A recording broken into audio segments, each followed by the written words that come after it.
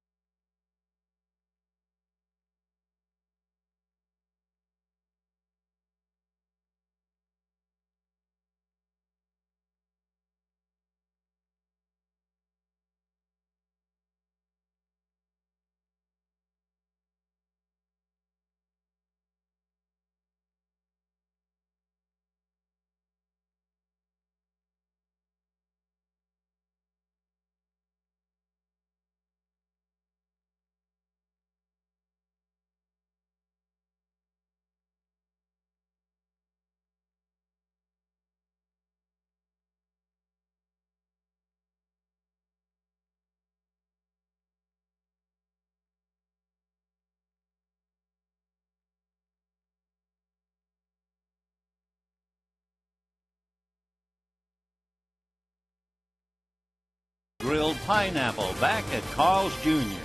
By Aflac, we've got you under our wing. And by Southwest Airlines, ready when you are. Go to southwest.com, grab your bag. It's on. Hi, everybody, and a very pleasant Sunday to you, wherever you may be. The Dodgers and the Mariners concluding their roles in Interleague play, where the Mariners have won 10 of 17 and the Dodgers have won 9 of 17. And for the Mariners, having won 2 out of 3 here in 2001 and 2006, they'll try and do it again today against the Dodgers.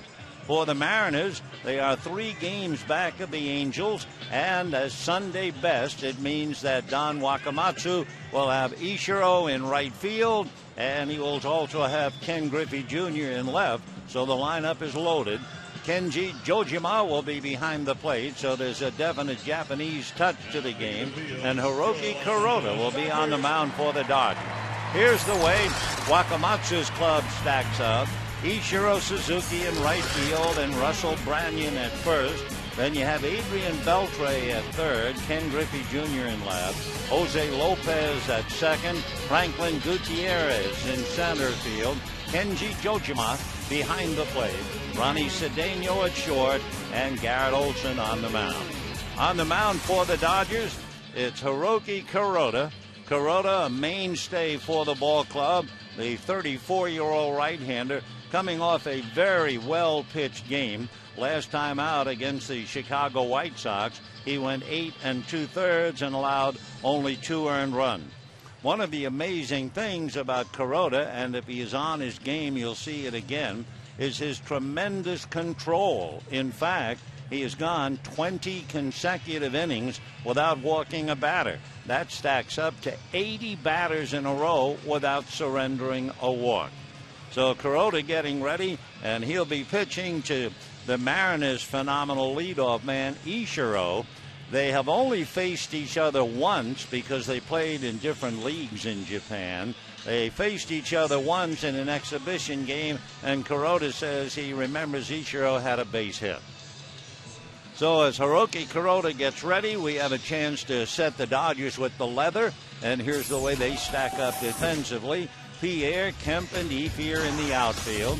The infield of Blake, Castro at short, Hudson and Loney, and the battery Kuroda and Martin. Rafael Furcal getting a well-deserved rest. So here come the Mariners with Ichiro. And to show you what kind of a remarkable player Ichiro is, he has been in 66 games this year. He has gone hitless in only 5 games of the 66. He has a 10-game hitting streak. He has 7 straight multi-hit games. He has 35 multi-hit games this year. And for the amazing Ichiro, he already has 109 hits. So he is on a pace to get 239 hits, but that's old hat for him. One year he had 242, and his best year 5 years ago he had 262. So Kuroda ready, and the first pitch is swung on and missed, and the count 0-1. Ichiro hitting .375, top man in the American League, half a dozen home runs, 18 runs batted in. Stands only 5'9", weighs about 170. Swings at the next pitch and fouls it away, and the count 0 balls and 2 strikes. 89 degrees here in the ballpark at the start of the game. Though there's a lovely breeze blowing off the lake just back of center field. Well, maybe not, but imagination is terrific as Kuroda rocks on the rubber, turns, and the strike 2 pitch on the way is swung on, line drive caught by Castro. So Suzuki lines out to Juan Castro to his left, his gloved side, and they get Ichiro, who had 3 hits last night and 2 hits the night before, so 1 away. Now the batter will be Russell Branyan. Branyan, among other things, if you were in the ballpark, even if you watched it on television last night, it wasn't just a home run. I mean, it was a monstrous home run. He hit it as high as you can imagine a man could hit a ball, and it hit it way up into the bleachers. So Branyan, 6'3", 200-pounder, shows bunt. Nobody takes that seriously, and it's low and inside, ball one. 5 years ago, when Branyan was playing for the Milwaukee Brewers, he hit the longest home run in Miller Park history, 480-footer against Greg Maddux. The 1-0 pitch is lifted to left field. Pierre coming in, sunglasses down, makes the catch for the out. So a line drive to short, a fly ball to left, and with two down, Adrian Beltre coming up. I've always admired Beltre's ability to play third and play hurt, but this will be Adrian Beltre's last game for quite a while. He lives in Los Angeles.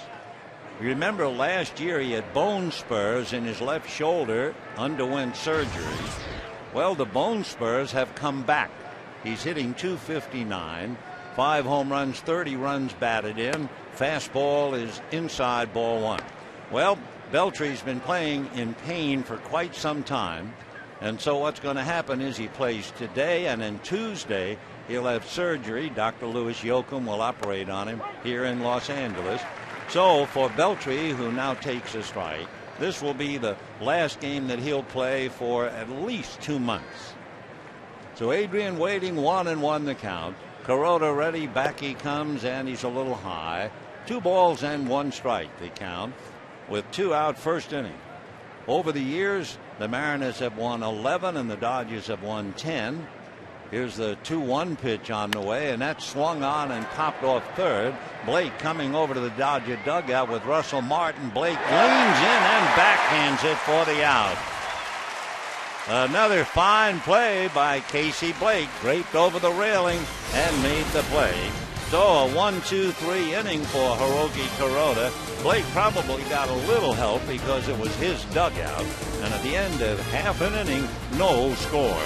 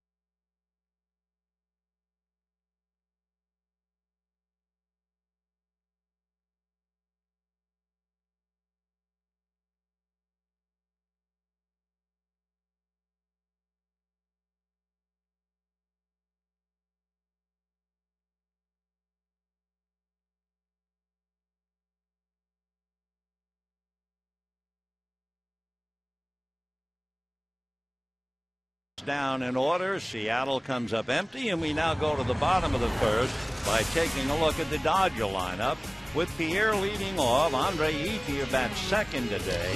Then Orlando Hudson and Casey Blake, Jane Bloney, Russell Martin, and Matt Kemp. Juan Castro giving Percal the day off, so Castro plays short, bats 8, and Kuroda on the mound. On the mound for the Mariners is Garrett Olson. Born in Fresno, lives in Clovis, and went to Cal Poly. Left-hander ready, delivers, gets a strike, and the count 0-1. When he went to Cal Poly, Garrett was a mechanical engineering major. Strike one pitch on the way, fastball high. Yet, with all of that learning, they asked him what he would do if he was not a baseball player, and he said he'd join the FBI. 1 ball and 1 strike to count. Olson back with a pitch. Line drive, speared by Beltre. Wow. Adrian Beltre playing in on the grass, and how in the world he could have reacted that quickly. to a blur, and he leaped and speared it to take a base hit away from Pierre. So if this is Beltre's last game for a couple of months, you can bet he's going to make the most of it. And with one out, the batter will be Andre Ethier.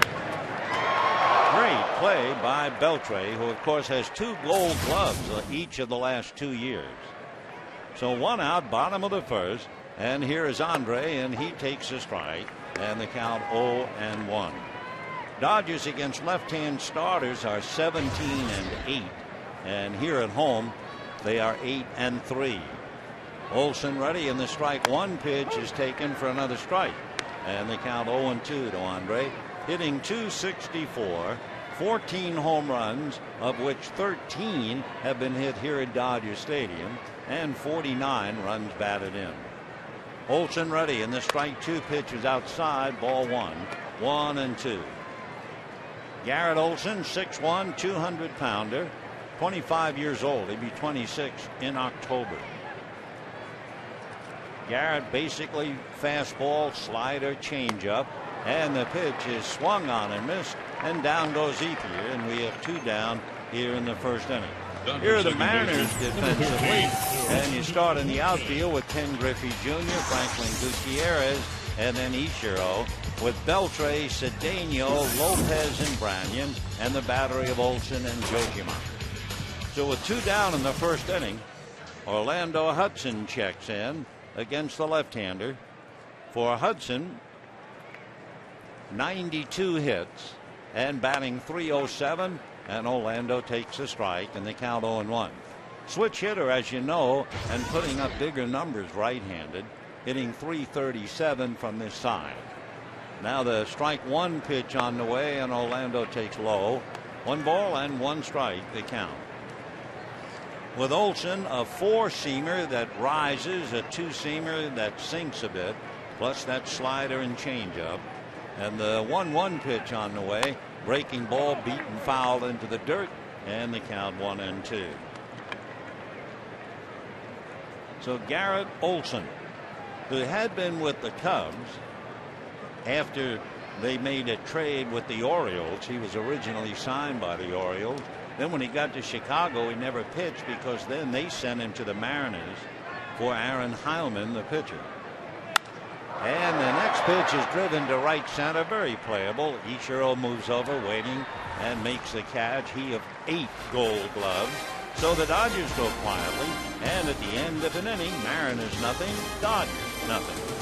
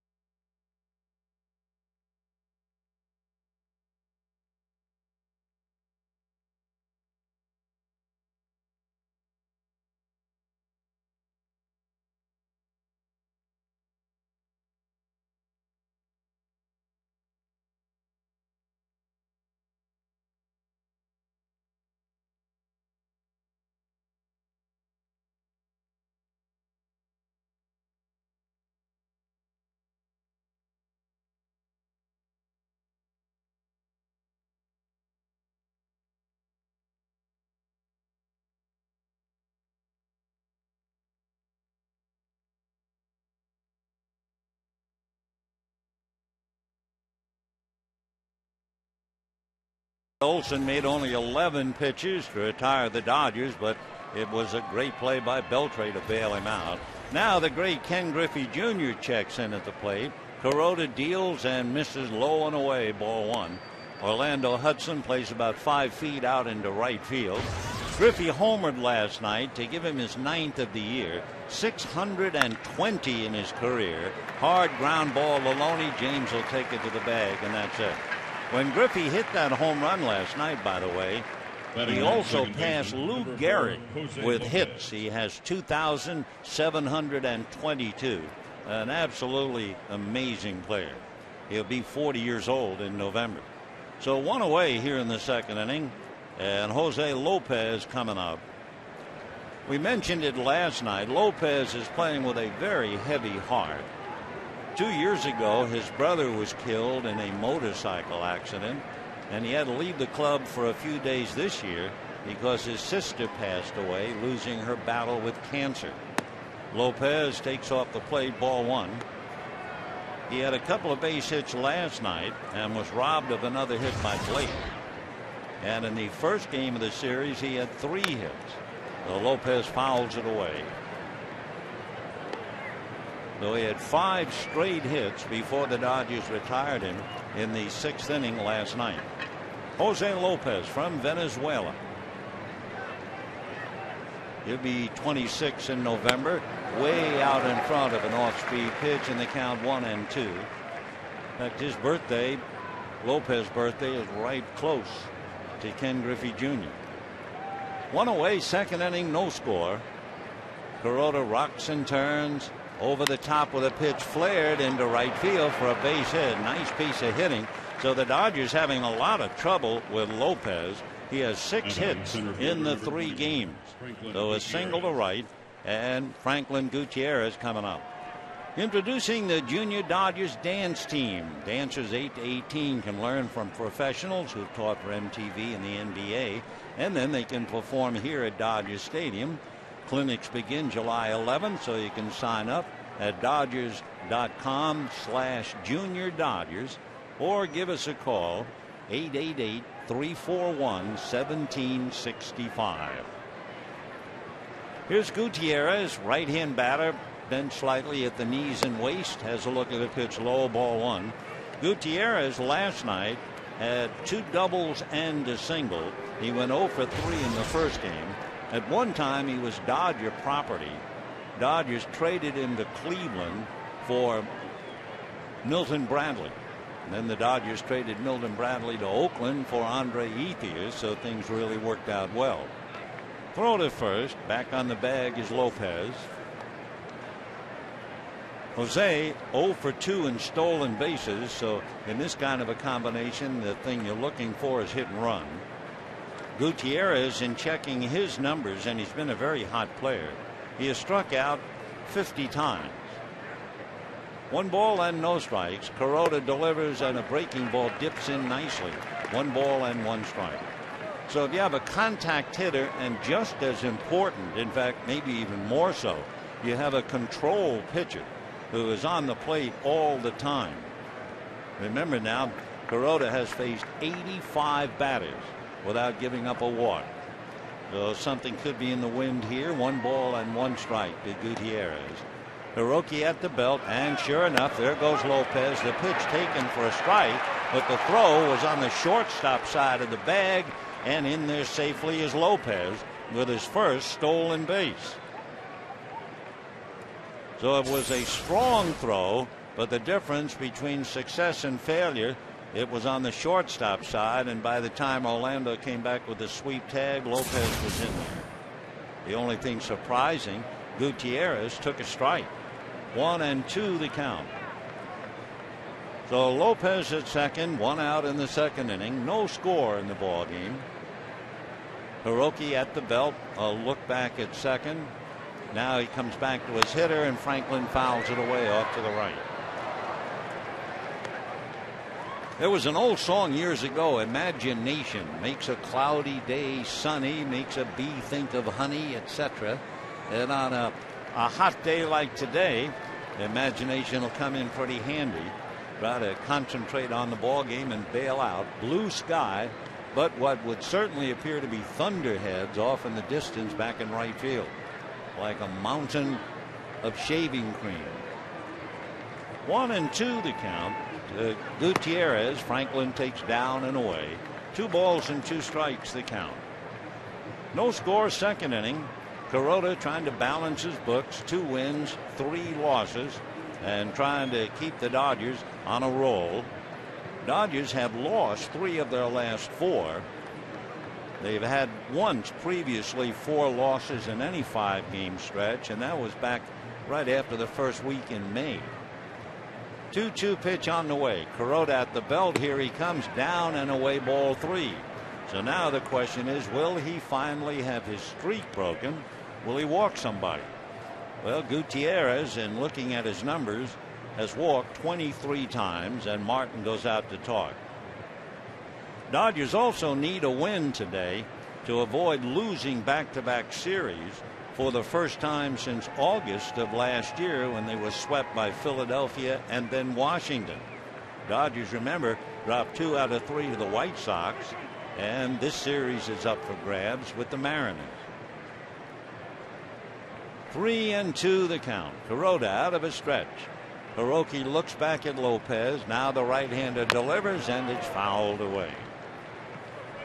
As most people know, the Dodgers have the best record in the major leagues, and they're off to their best 75-game start since a championship year of 1981.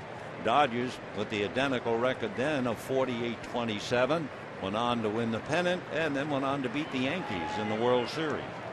1981. All right, Kuroda for the second time making a 3-2 pitch. Lopez at second, 1 out. Pickoff play and a throw, but it's too high for even an attempted tag. And back to the bag goes Lopez.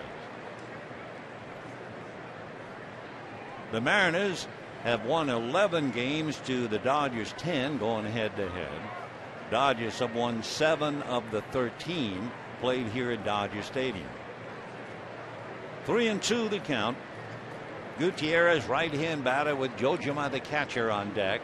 Here comes Kuroda, and it's a hopper up the middle for a base hit. And coming around third to score is Lopez. And just like that, it's 1-0 Seattle. Orlando Hudson almost came out of his uniform just trying to make a play and knock the ball down. He wasn't on the skin part of the infield. He was out in the outfield. So Lopez, who does not run well, steals second, and they cash him in on a 3-2 base hit by the former Dodger, Franklin Gutierrez. And as usual, another tremendous effort by Orlando Hudson. So 1-0 Seattle, and here's Kenji Jojima. He did not play last night. Rob Johnson caught in the game before. Jojima went 0 for 4, hit into a double play. Kuroda off the rubber, makes a fake throw to first. Gutierrez, who stumbled and fell down last night, but he was okay, has stolen 4 out of 7. Kenji Jojima, right-hand hitting catcher, has a look at ball 1. Jojima is a workhorse. In fact, 2 catchers who rarely take a day off are involved in this game. Russell Martin and Kenji Jojima. He's from Sasebo, Nagasaki in Japan. 33 years old. 1 ball and no strikes the count. So in the inning, Griffey a hard ground ball to Loney for the out. The single by Lopez to right field. The surprising steal at second by Lopez. And then a 3-2 pitch base hit by Gutierrez to cash in Lopez. Now the Dodgers are wondering, since Lopez got away with it, will they run Gutierrez? Again, that's the one penalty you have if you are a control pitcher. You're right around the plate. Jojima, Johjima. Now the 1-0 pitch on the way, and that stays up. Ball 2, 2-0. So Kuroda went 3-2 to Gutierrez, who fouled off a couple and then got the base hit. He has now faced 86 batters without giving up a walk, and he's down 1-0. So Jojima on a 2-0 count. We best keep an eye on Gutierrez.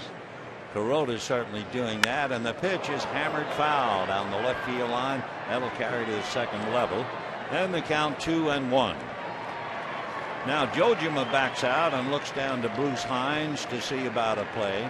Jojima has had almost 100 plate appearances, and he has only struck out 5 times. So immediately you're thinking this is the manager's count. They might put it on. Kuroda set at the belt, looking over his shoulder at Gutierrez, and throws over there, and Franklin back on the bag. 1-0 Mariners. We're just starting second inning.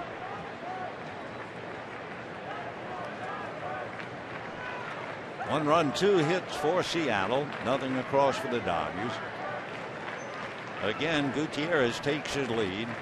Kuroda set. Gutierrez does not go on a foul ball hit outside of third down the line, and that was close. And the count 2-2. So 1 out, 1 in, and Jojima again checking with Bruce Hines. Bruce, the third base coach, born in nearby Pomona, went to Bonita High School, son of Ben Hines, who coached for the Dodgers for several years. Over at first, Lee Tinsley. 2-2 the count to Kenji Jojima. Gutierrez takes his lead. He is not going, and the pitch is chased and missed. Bad ball off the plate, and Jojima badly fooled. So strikeout number 1 for Kuroda. In looking at Hiroki Kuroda's numbers, he has struck out 31, and he has walked 7, so better than 4-1. So now with 2 out, Ronnie Cedeno at the plate. And Cedeno hitting only .117, looking for his first hit in the series. 0 for 3 last night, 0 for 3 the night before. There goes Gutierrez, and he promptly steals second base. So the Dodgers get the message, and they get it early. They are going to run on the battery of Kuroda and Martin. Breaking ball backhanded out of the dirt, but again the throw on the shortstop side of the bag. And there's no way that Hudson can come back and make the tag. So Lopez stole his first base of the year. Gutierrez steals his 5th.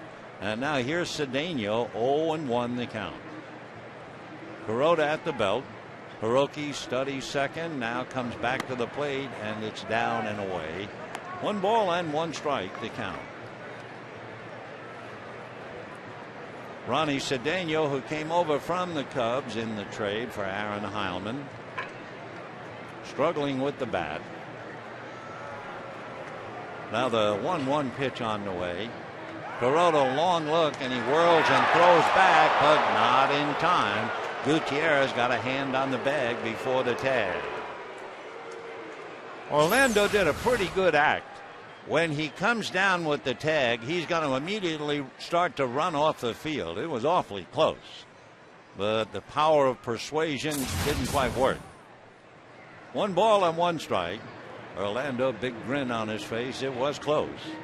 And the 1-1 pitch on the way is a fastball hit slowly to short. Up with it is the shortstop Castro to make the play, and that's the inning. But not before the Mariners steal 2 bases, get 2 hits, and settle for 1 run, and lead 1-0.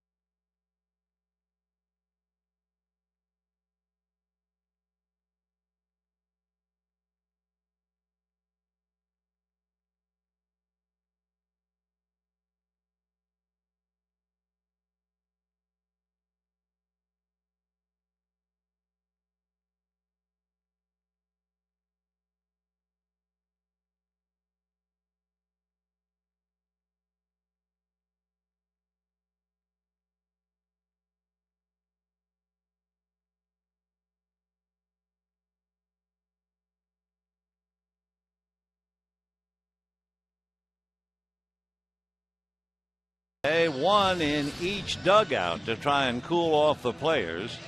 Although they are sitting in shade, it is hotter down on the field than it is even in the stands. Many of the Mariners, however, draped on the railing like the Dodgers, fighting the sun. And we go to the bottom of the second. 1-0 Seattle, and Casey Blake, a slicing fly ball to right. Tough play, but on his horse is Ichiro to make the catch. So Suzuki, with 8 gold gloves, sprints almost to the foul line. That's a tough play with the right-hand batter up. So Blake retired on a fly ball, 1 away, and the batter will be James Loney. Loney hitting .281, 5 home runs, 49 runs batted in. He had a double in the 9th inning last night to go 1 for 4, and he had a single his first at bat in game 1. So James 2 for 8 in the series, and checking in against the left-hander Garrett Olson.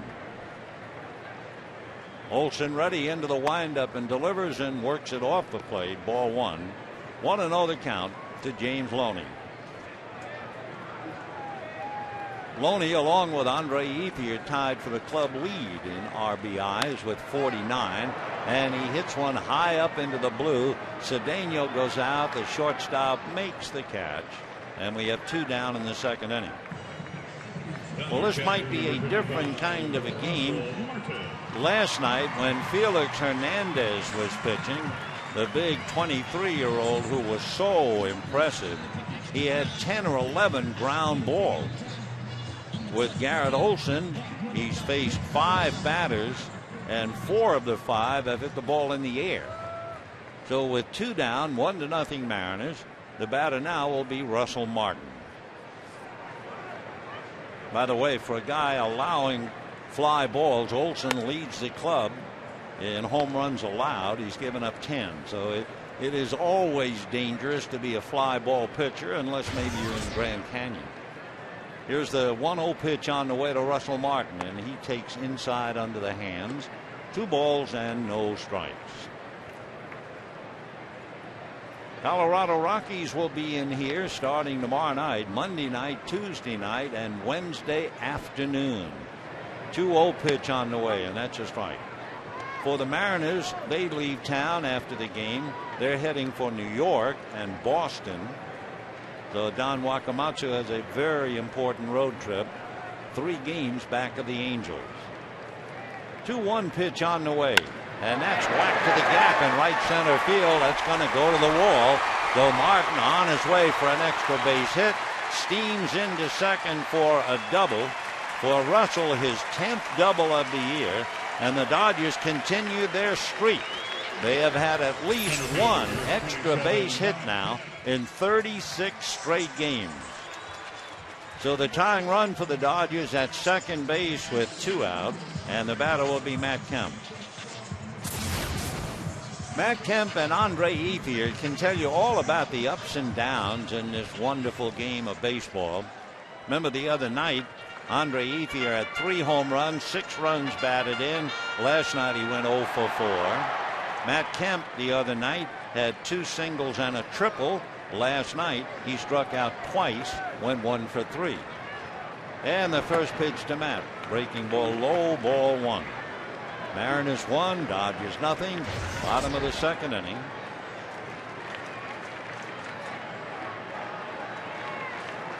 Waiting on deck, hitting 8th today, is Juan Castro. 1 ball and no strikes. Out of a stretch goes Garrett Olson, and the left-hander delivers, gets a strike. That evens it up. 1 ball and 1 strike.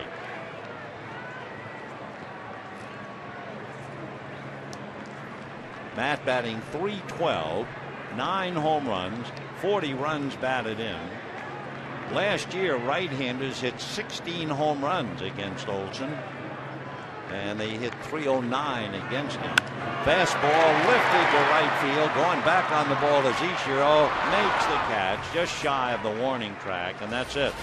So they leave Martin's a 2-out double, and at the end of 2, 1-0 Seattle.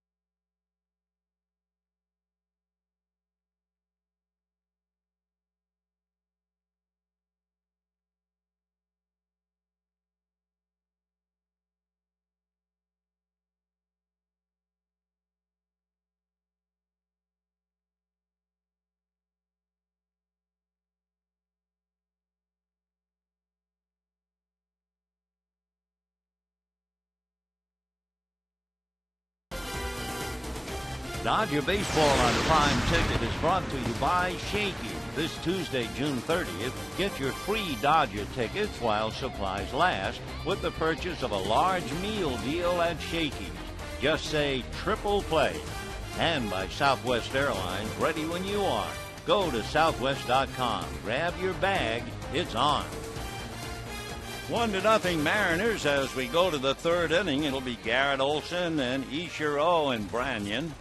The amazing Nancy B. Heffley. You start talking about an old song, Imagination, and here she comes and just played it so beautifully. The first pitch to Garrett Olson in for a strike, and the count 0-1. Olson, recalled from Tacoma on the 6th of May, takes the next one low. 1 ball and 1 strike to count. The only run in the game with 1 out. Lopez singled, promptly stole his first base of the year, and on a 3-2 pitch, Gutierrez singled to center to pick him up. Then to rub a little salt in the wounds, Gutierrez stole second, but Jojima struck out and Cedeno grounded out. Well, the word is out. They're going to try and run on Kuroda. The 1-2 pitch, a roller to short. Castro waits for the hop, then flips it a little high to Loney, and just like that, 1 down. You know, you can start your holiday off right with an Independence Day fireworks spectacular at Dodger Stadium. Tuesday, compliments of Hyundai. Watch the Dodgers and Rockies, and after the game, you're invited onto the field to take in the show. For tickets, call 866-DODGERS or visit Dodgers.com. So 1 away, and now for the second time the battle between Kuroda and Ichiro. Suzuki, the left-hand hitter, and the first pitch to him in for a strike, and the count 0-1. Ichiro will be 36 years old in October, hitting a cool .373. Takes the next one in the dirt. Coming off a 3-hit game last night, a 2-hit game the night before. He's had 7 straight multi-hit games, which is nothing for a guy who piled up 262 hits a few years ago. Now the 1-1 pitch on the way drives him off the plate, up and in. 2 balls and 1 strike. Ichiro, whose entire life starting at 3 was really taken over by his father. Now the 2-1 pitch on the way, a little roller to the right of the mound, coming up with it, but having to hurry and throwing too late is Hudson. So Ichiro, a little roller, and legs it out for a base hit. Has to be maddening if you're an infielder on what appeared to be an easy out, but Ichiro just legs it out. He has something like 36 infield hits this year, so he puts pressure on everybody. It also means he's had 6 hits in this 3-game series, and it finally means he has 110 hits, and we're not out of the month of June. As we said, he is on a pace for 235 hits. Remarkable. And of course, he's right up there behind Luis Castillo with most infield hits. Castillo has 485 and Suzuki about 50 less. The pitch now to Russell Branyan is down and away, ball 1. 1-0 to count to the big first baseman. Now Ichiro also steals bases. He has stolen 13. They might want to keep him on to keep Loney on the bag, but the Dodgers stack up the right side of the infield. Kuroda, a look over at Ichiro and throws over there. With Lopez stealing his first base of the year, with Gutierrez stealing his 5th, having already been caught 3, then you have a runner like Ichiro at first, and you start to anticipate a stolen base. Branyan backs out of the box for a moment. 1 ball and no strikes to Russell. Ichiro takes his lead. Kuroda looks over his left shoulder. It's 1-0 Seattle. Now Kuroda deals down and away. 2 balls and no strikes. So Kuroda's string still going. He's faced 10 batters. He now has a string of 90 batters without allowing a walk. He's at a 3-2 count to Gutierrez and he's 2-0 now to Branyan. Hiroki another look. Suzuki does not go. The pitch is low, and now he's right on the edge. 3 balls and no strikes. Branyan, very much of an aggressive hitter. He struck out a little more than twice as many times as he walks. And with his power, he could easily be green lighted 3-0.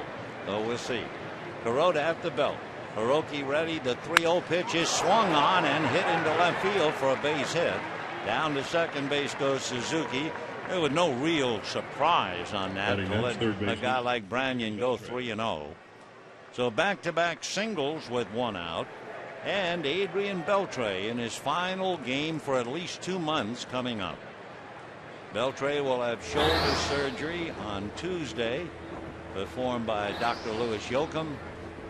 And the word is it's going to be about 2 months before he's able to come back. It is maddening for Beltre because he had the same operation a year ago and he thought all of that was behind him.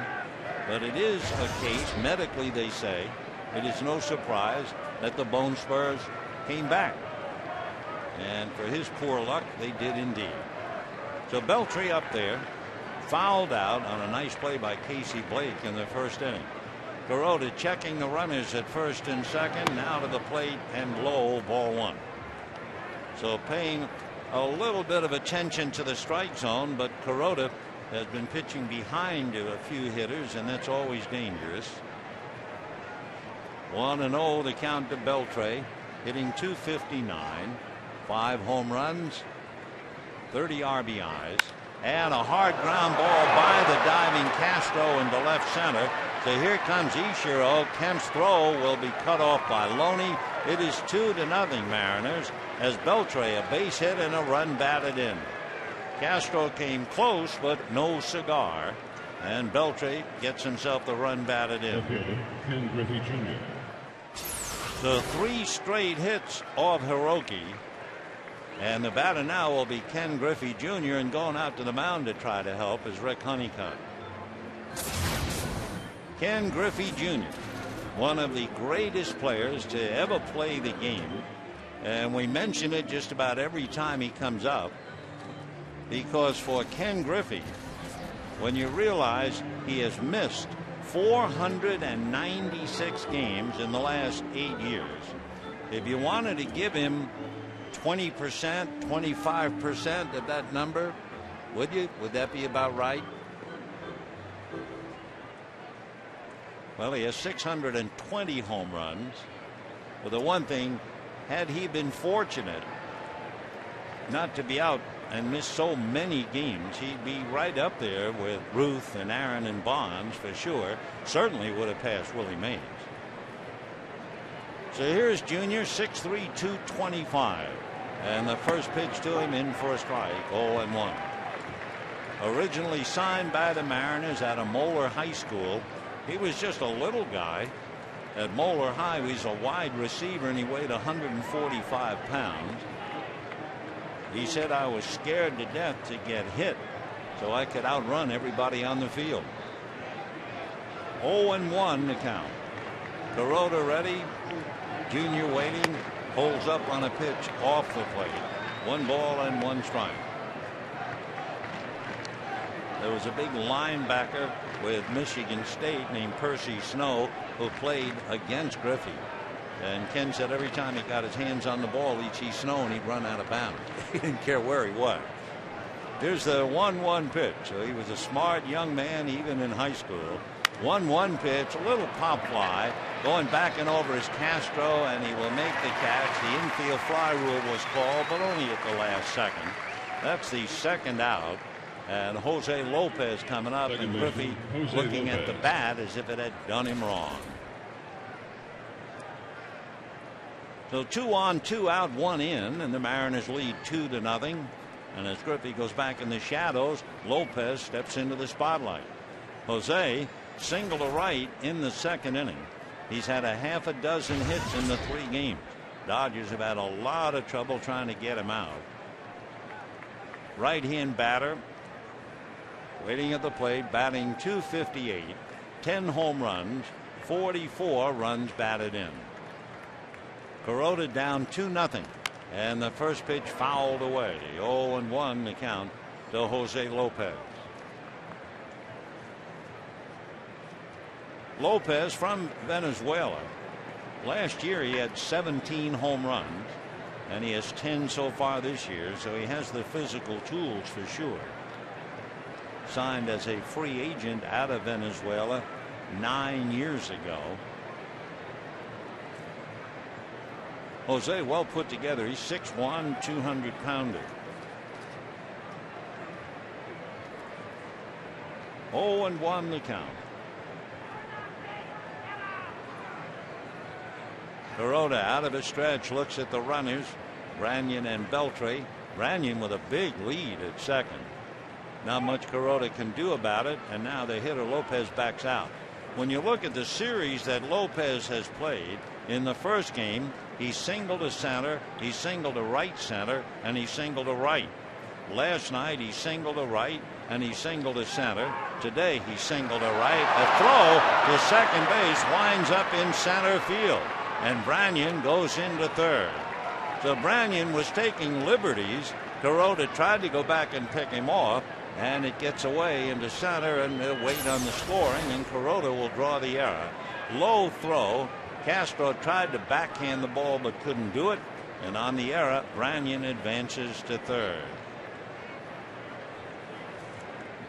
The Kuroda committing the pickoff error. With 2 out, there are runners at first and third, and a no ball 1 strike count to Jose Lopez. Lopez using the whole field, and that's why Branyan was able to take such a huge lead. And Lopez now hammers one to center. Back goes Kemp, away back, reaches up, can't make the play. In comes Branyan. Here comes Beltre on a long double by Lopez, and it's 4-0 Seattle. Matt Kemp going back, tried to backhand it and couldn't handle it. So a long double by Lopez. There's the guy who uses all of the field and almost hit it over the center field wall. So Matt Kemp unable to make a catch. He has made several spectacular catches of late, but not this one. So it is 4-0 Seattle. They have a 3-run third, and the batter is Franklin Gutierrez. So Beltre with a base hit, a run batted in, now scores a run, and Lopez driving the Dodgers daffy as a 2-run double. Now that the pitch at the plate is swung on and missed, and the count 0-1.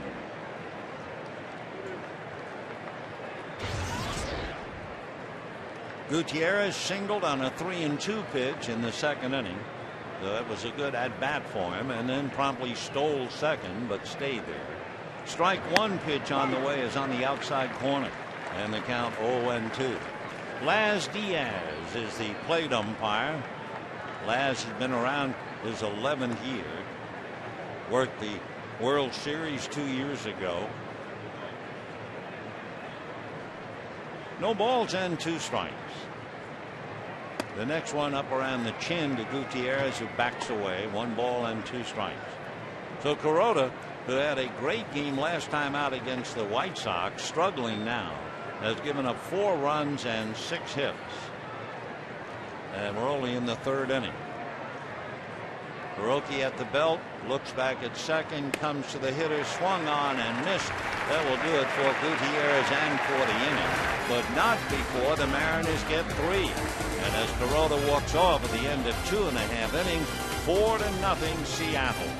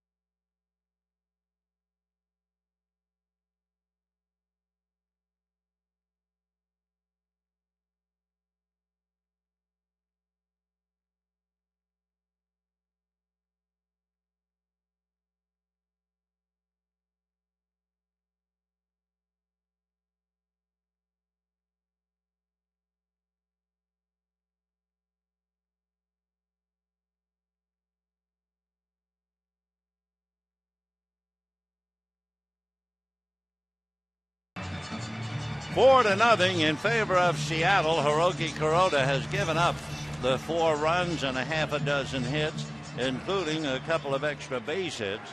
The big blow in the 3rd inning was that double by Jose Lopez, who's wearing the Dodgers out in the series anyway. Juan Castro will start, runs up as if to bunt, takes a breaking ball strike, and the count 0-1. Garrett Olson facing Castro, then Kuroda, followed by Pierre. The left-hander's breaking ball swung on and fouled back, and the count 0-2 to Juan Castro. Castro has done very well in filling in for Rafael Furcal, hitting .340. He has 1 home run, 7 runs batted in. Olson leading 4-0. Left-hander, both feet on the rubber, looks down to get a sign. Now Garrett turns, delivers off the plate. Ball 1. 1-2. So Rafael kind of pacing around restlessly in the dugout. Furcal had played in 67 games. Now the 1-2 pitch coming up to Castro. Olson turns, ready, back, and a breaking ball on the outside corner, called strike 3. Strikeout number 2 for Garrett Olson. So you can bring the family to Dodger Stadium on Thursday, July 9th, a special Dodger double feature. Starting at 4, you can watch the Dodgers and the Mets from New York, then stay in your seats for a special presentation of Harry Potter and the Order of the Phoenix. Compliments of Warner Home Video. Here's the pitch to Kuroda, high, ball 1. For tickets, call 323-224-2646 or visit Dodgers.com/movie night. The 1-0 pitch in there for a strike to balance things up. 1-1. Kuroda, as a batter, is 0 for 6 and has struck out 4 of the 6 times. Olson comes back 1-1 and drops a good breaking ball for a strike, and the count 1-2. Waiting on deck, Juan Pierre. It's 4-0 in favor of Seattle. 1 out, bottom of the 3rd. Fastball this time is in there. Strike 3 called, and that's that. So Castro and Kuroda strike out. 3 strikeouts for Olson. And with 2 out, the batter will be Juan Pierre. For Olson, he now has 25 strikeouts. Walked 13. Pierre hit a bullet, and somehow Adrian Beltre, playing in on the grass at 3rd, leaped in the air to one-handed. Boy, you talk about major league reflexes, and Pierre has to duck under a pitch high and inside. 1 ball and no strikes. Beltre caught an echo. That's the best way to describe it, because the ball was hit so hard you never saw it. 1 ball and no strikes. Pierre waiting. Olson comes back, almost hits him, in fact succeeds in hitting. So Pierre tosses the bat away after ducking 1. Now goes to first base, hit by the pitch. Juan Pierre has stolen 18 out of 24. And that would be the 6th time this year that Pierre has been hit by a pitch. Ethier has been nailed 6 times. So with 2 down, Juan Pierre at first, and here's Andre Ethier. With Furcal sitting down, Ethier bats second. Out of a stretch goes Olson, looks over at Pierre. Now a curveball in for a strike, and the count 0-1. No balls and 1 strike to count. Olson set, looks at Pierre again, back he comes, and Ethier swings, pops it in the air, foul off 3rd. Beltre in front of the Dodger dugout makes the catch for the out. So the Dodgers go very quietly for the first 3 innings. No runs, no hits, a man left, and at the end of 3, 4-0 Seattle.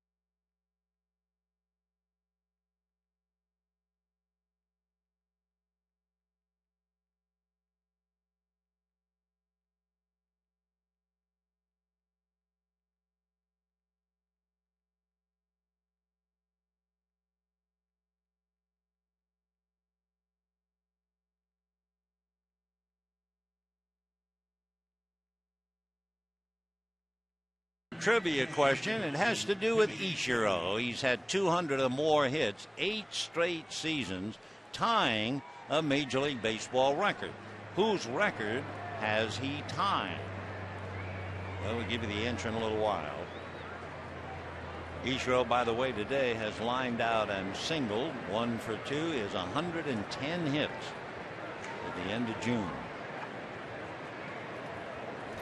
Kenji Jojima followed by Ronnie Cedeno, and then Garrett Olson, the pitcher. Kuroda ready, delivers, and a big swing and a miss at the plate. 0-1 to count to Kenji. Jojima an even 6, 200-pounder. Hits one foul outside at third. 33 years old. Played for Daiei, also played for Fukuoka.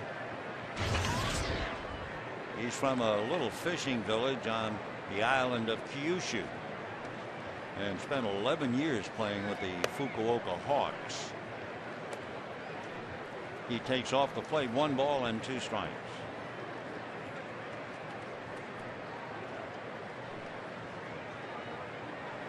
The 1-2 pitch on the way is swung on and fouled off. Sadaharu Oh is one of the greatest players in the history of Japanese baseball. And Oh met Jojima when he was 14 at a baseball clinic. They grew close. Under Oh, Kenji developed, and eventually he was on the national team that played in the Olympics in 2004. Fouls a pitch away. They asked Jojima why he wanted to play so badly in the United States, and he said, "We all want to be better. It's not a comparison with Japan and the U.S., but everyone wants to challenge the higher goal." The 1-2 pitch on the way, and Jojima nubs this one foul off to the left of the plate.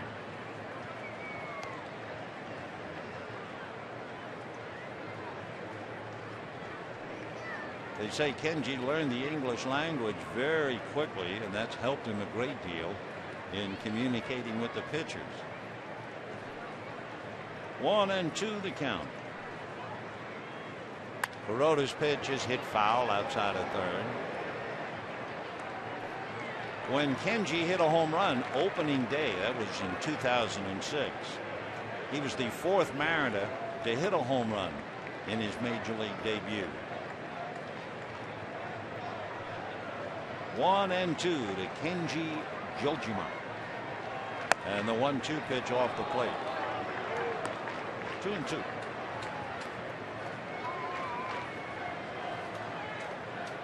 Last year in April, Jojima signed a 3-year deal with the Mariners, so he'll be with them for a while, but he is caught looking, and down he goes. Shortstop number 3, Ronnie Cedeno. 3 strikeouts for Hiroki Kuroda.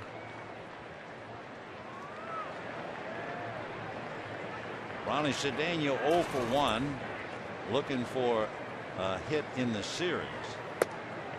Strike. Cedeno 0 for 7, hitting just 116. Tries to bunt his way aboard. 0-2 the count.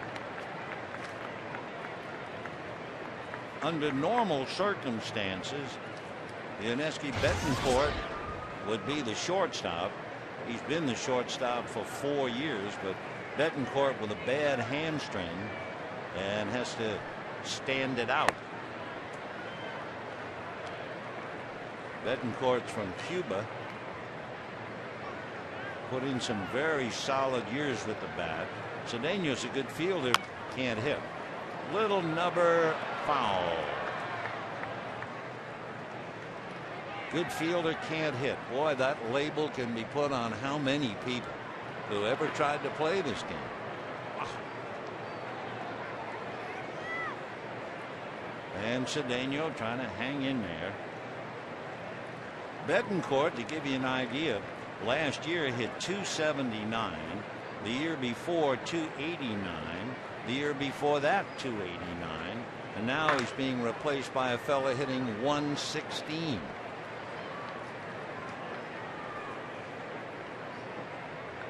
1-2 to Cedeno.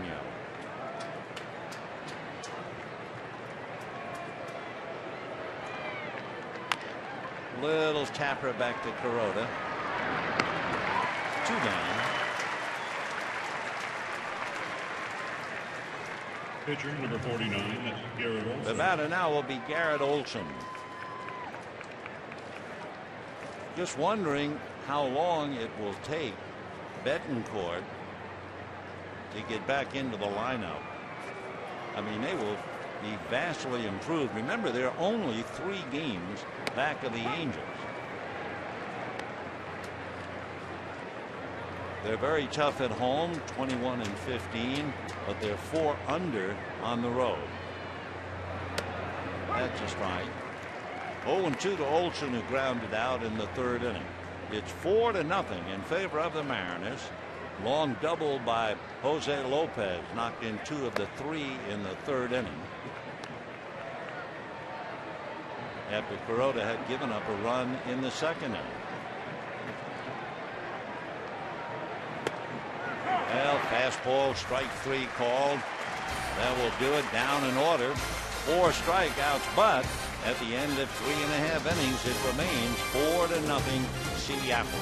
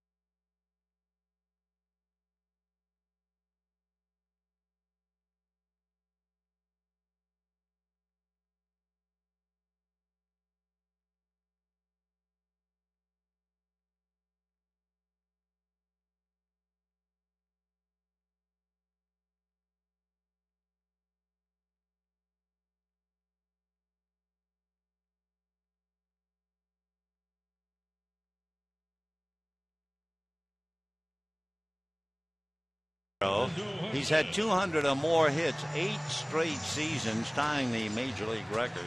Whose record has he tied? And the answer would have to be Willie Keeler of famous note, hit 'em where they ain't. And that was a totally different game, 1894 to 1901. The reason he was called Wee Willie, he was listed at 5'4" and finished up the last 3 years of that streak with Brooklyn.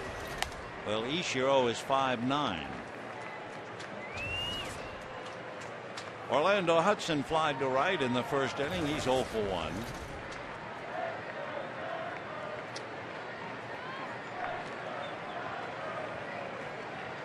One ball and no strikes. Orlando flied to right, then Blake who flied to right, then Loney who popped to short. 1-1.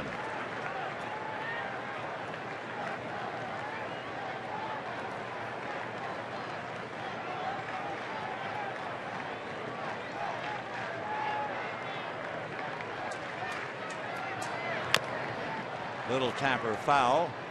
1-2 the count.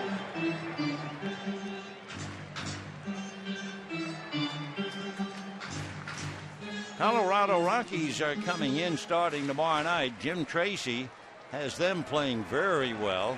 Rockies are leading the A's 2-0 in the bottom of the 4th inning. And the Rockies have won a couple in a row and 8 of the last 10. High throw, but Brannon's big enough to take care of it. So 1 away, and the batter will be Casey Blake. So Adrian Beltre, in his last game before surgery, 1 for 2, run batted in, scored a run. Sure, there are a lot of thoughts going through his mind. No doubt reliving the pain of the same operation he underwent a year ago. Casey Blake flied to right in the second inning, 0 for 1. That's just right.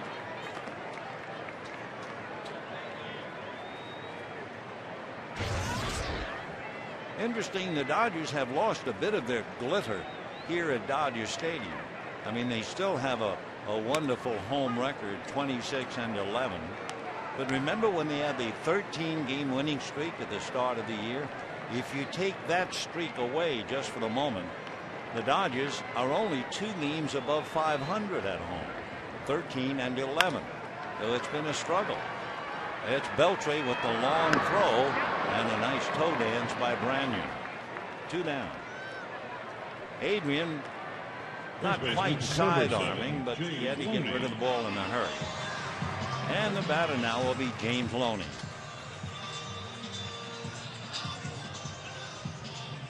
Loney popped a short in the second inning, though James 0 for 1.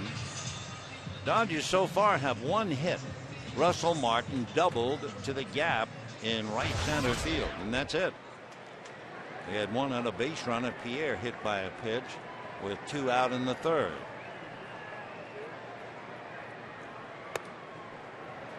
Dodgers, you remember last night, were really locked in and locked out at the same time by Felix Hernandez. He allowed 2 hits from the third inning. Right. So if you start with the 4th inning last night, that would be 8 2/3 innings, and the Dodgers have muscled up 3 hits over that stretch.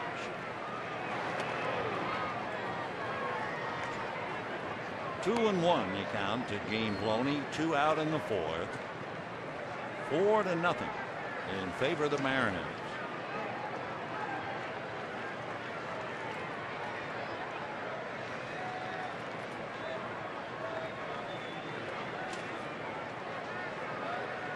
James with Russell Martin on deck. 2 and 1.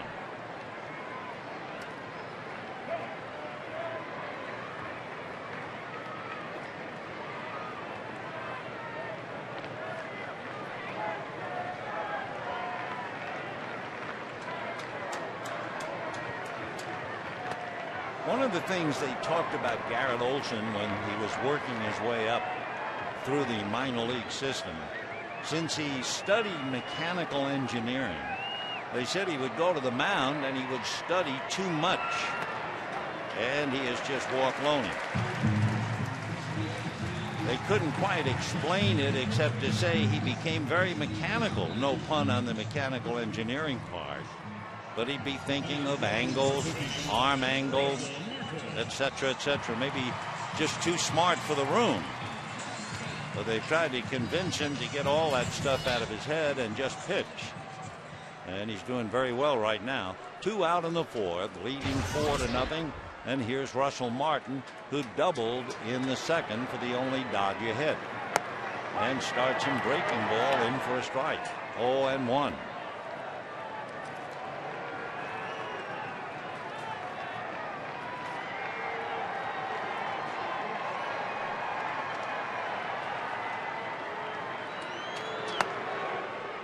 And 1. Fastball, slider, and a change. Emphasis on that slider. 1-1. 2-1 to count. Right around 90 with the fastball. He's been clocked as high as 93.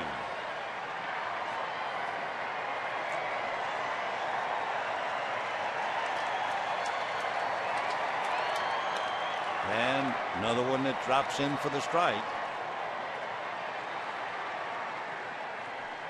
2-2 the count to Russell Martin. against a 25-year-old left-hander named Garrett Olson.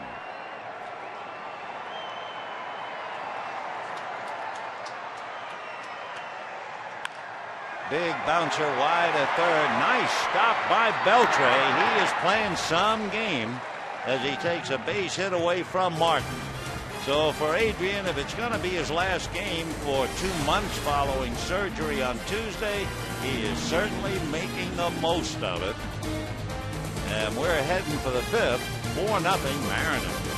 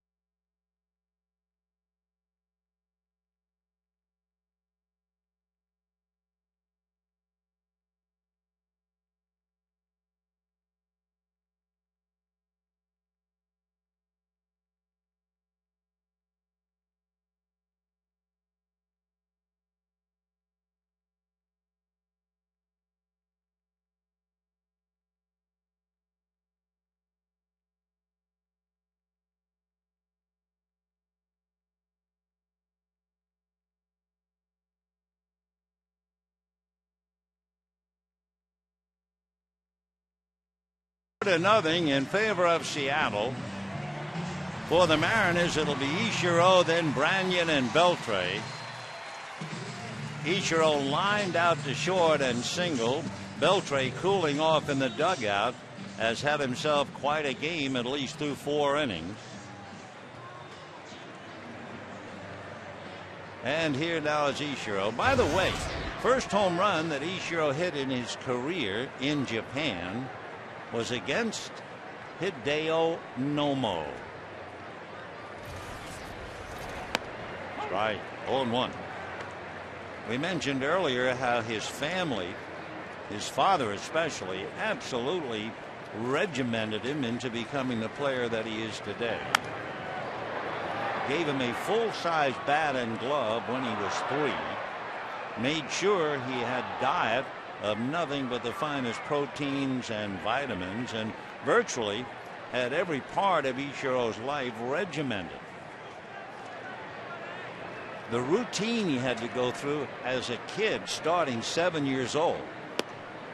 Here it was, a daily routine: fielding 50 ground balls, catching 50 fly balls, throwing 50 pitches from the mound, hitting 200 live pitches, and 300 more pitches from a machine.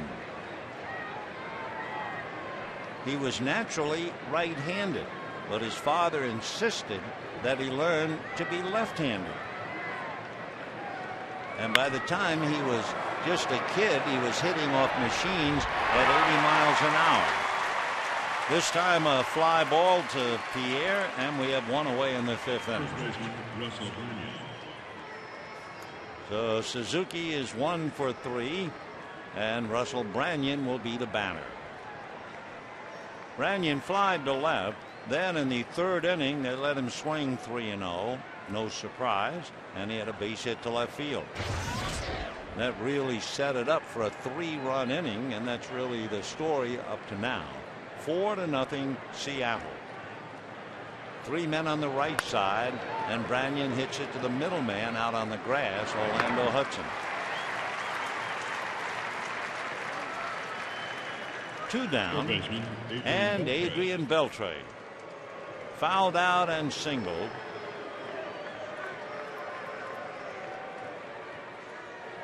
Adrian's greatest year in his career was right here in 2004 when he had 48 home runs, 121 runs batted in, and hit .334. Has not come close to that kind of a year. That was unbelievable. He's 30 years old, 5'11", about 220. That's going to be a strike. You know, talking about Beltre, take 45 home runs and 200 hits. You know, only 11 players have ever done it. Some of the names: Joe DiMaggio, Babe Ruth, Jimmy Fox, Hack Wilson, Lou Gehrig, Jim Rice, and Adrian Beltre. Little ground ball. Castro on the run makes the play. The Kuroda has now retired 7 in a row, but the damage has been done. It's still 4-0 Seattle.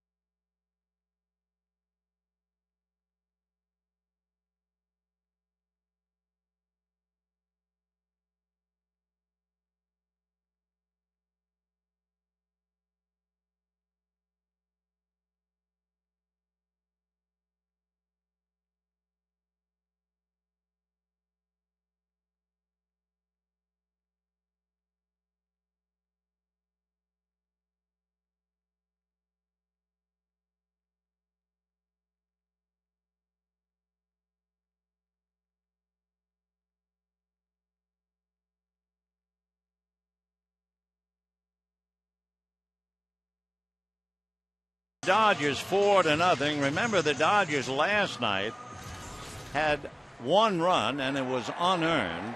And one of the big reasons why the Dodgers have not been able to score, they've not been able to get a leadoff man on base. That's a strike. In fact, the last 13 Dodger leadoff men have been retired. The last leadoff man to get aboard for the Dodgers was when Andre Ethier hit his 3rd home run Friday night. So it is a tribute to the Mariner pitching staff to be that tough to shut down the leadoff man. 1-1 the count. And Kemp hits one to deep right center field. That one carrying to the wall and gone. So Matt Kemp is a leadoff man who leads off big time with a home run.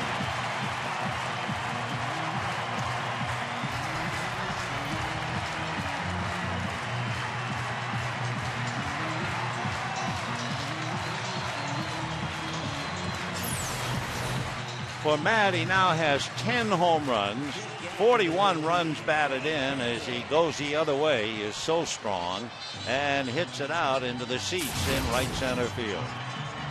So the Dodgers finally break through. Now the batter is Juan Castro, followed by Kuroda, who is not in the on-deck circle, and ball 1 to Castro. Last home run by Matt was in Chicago against the White Sox on the 24th. Fouled away. Remember earlier we were talking about the fact that Olsen was giving up a lot of fly balls, and the fact that he was leading the Mariners in home runs allowed, and sure enough, up jumped the devil. He is now allowed 11. Breaking ball. Sliders and fastballs, two kinds of fastballs. Four-seamer that has a tendency to rise, and the two-seamer that has a tendency to sink. 1 and 2.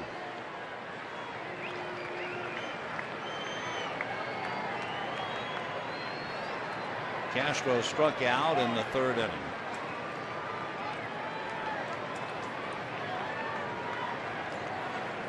Olson has struck out 3, walked 1, hit a batter, and allowed just 2 hits. Castro batting .333. 1 home run, 7 runs batted in. Juan has had a wonderful career. You realize he's not been blessed with great stature. He's never hit much, and yet he was signed by the Dodgers in 1991 and hits one into center for a base hit. So Castro following Kemp's home run with a single, and the Dodgers trying to shake the shackles of being tied up in knots. Down 4-1, and Hiroki Kuroda coming up, and of course for the Mariners they're thinking he'll be a cinch to try to bunt. Kuroda with the bat does not have he has 1 sacrifice. Rick Adair going out to the mound to talk to his pitcher Garrett Olson, so timeout for the moment. 4-1 in favor of Seattle in the 5th inning. Miguel Batista, the veteran right-hander, is down in the bullpen and beginning to throw.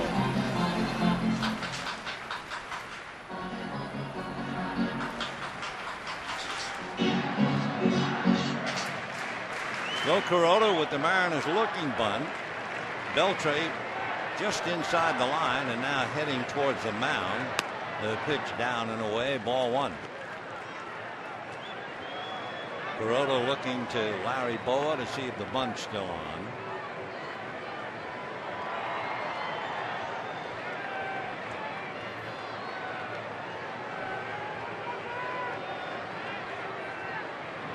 Tried to bunt, fouled it back. 1-1. Hiroki is 0 for 7. And he has struck out 5 of the 7 at-bats.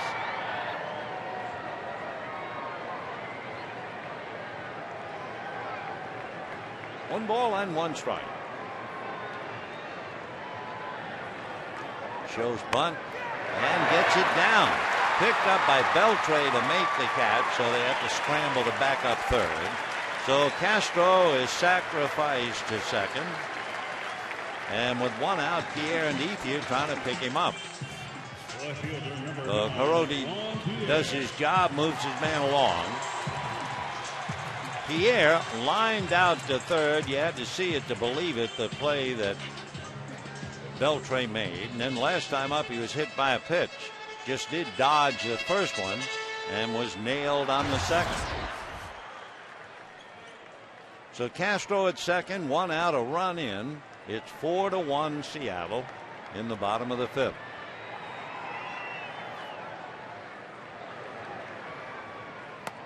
Strike.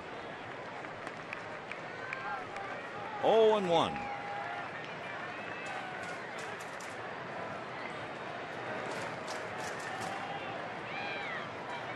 Boy from Fresno and Clovis, California, Garrett Olson. Slice down the left field line, foul out of play, and the count 0-2, and a good play in the stand.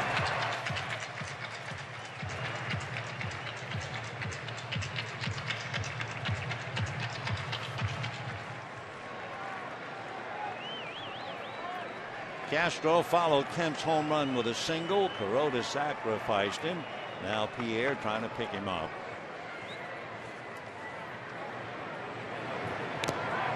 Fouled away, so Juan is still there.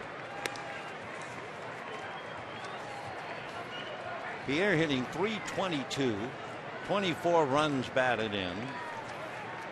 He's in the top 10 in hitting in the National League. Cooled off in June, hitting in the 250s. 0-2. For Pierre coming into the game, 17 walks, 18 strikeouts.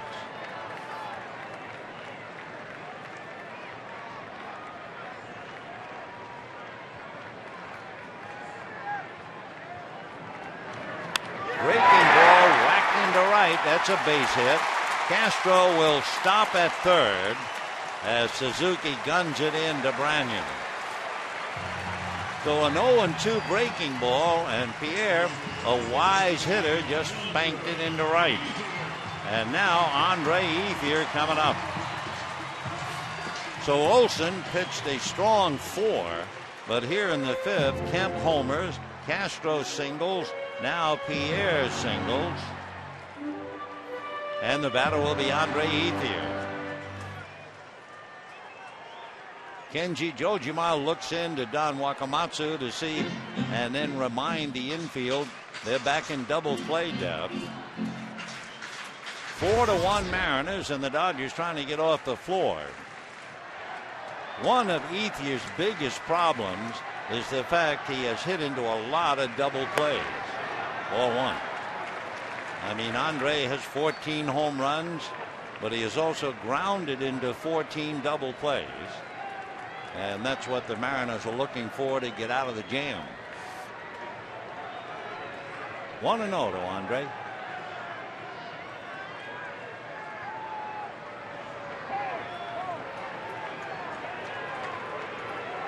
Dodgers with 3 hits in the inning, sparked by the leadoff home run by Matt Kemp.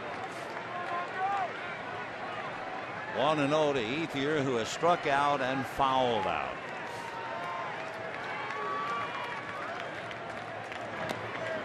That breaking ball is low. 2-0 the count. Griffey, Lopez, and Gutierrez are due up in the 6th inning. And Batista warming up in the bullpen. 2-0.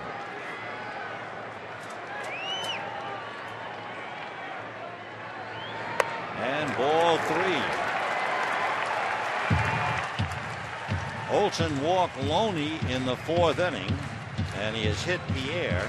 Otherwise, he's had very good control, but now here in the 5th inning, he's starting to let things slip away. 3-0 to Andre Ethier.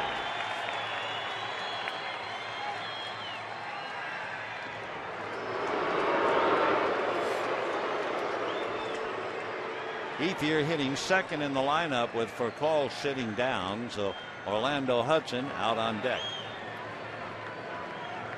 Pierre and Castro at the corners with 1 away. And there goes Pierre on a high fly ball to Griffey in left field. Tagging up at 3rd is Castro to score. Back to 1st goes Pierre. So Ethier picks up the run batted in, and the Mariner lead is 4-2.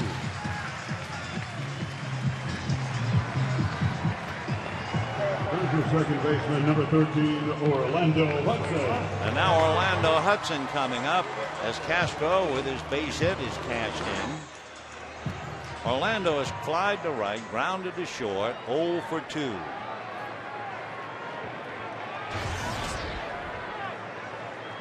Four runs, 6 hits for the Mariners. 2 runs, 4 hits for the Dodgers. Bottom of the 5th. Orlando hitting .305.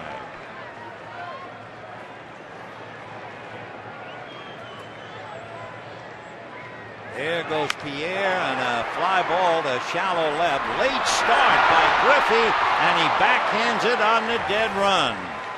Either he lost it in the shirt sleeves or he thought it was hit harder, but Griffey is able to come back, and at the end of 5, 4-2 Mariners.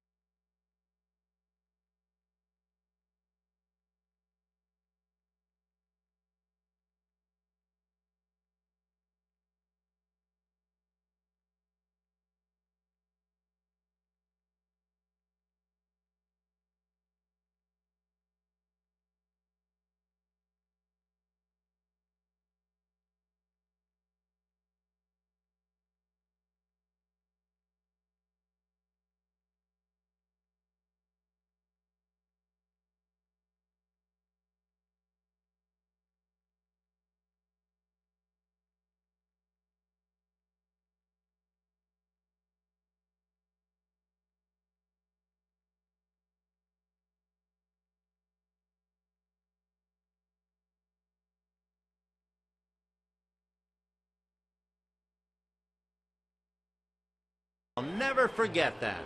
It was the 5th inning. Dodgers and Angels. Matt Kemp had a little squibber up along first. Jared Weaver unable to handle it for an error. Kemp then stole second, went to third on Jeff Maris' throw to center, and came home on a fly ball from Blake DeWitt. 1-0 in favor of the Dodgers, despite the fact they were no-hitted. You sure you didn't forget it? Let's go back to this one.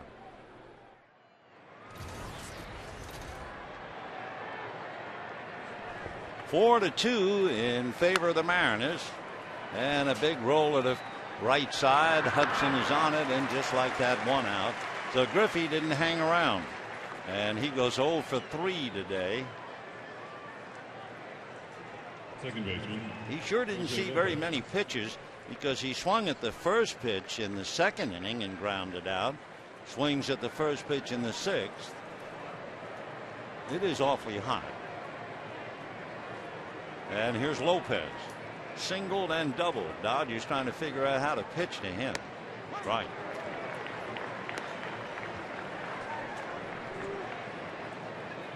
Four runs, 6 hits for Seattle. 2 runs, 4 hits for the Dodgers. 0-2.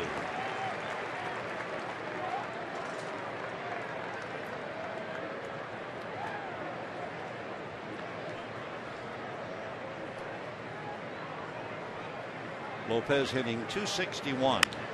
Hits it to the hole. Bang! Another base hit. Boy, he is really special.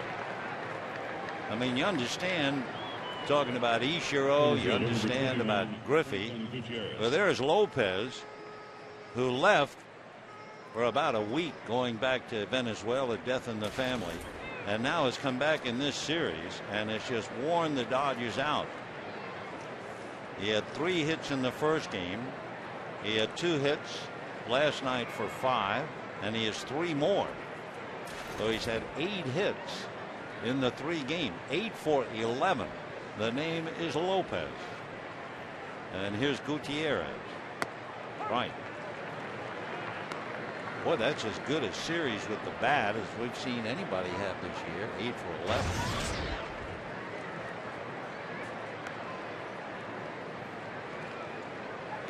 Franklin singled in a run on a 3-2 pitch and struck out.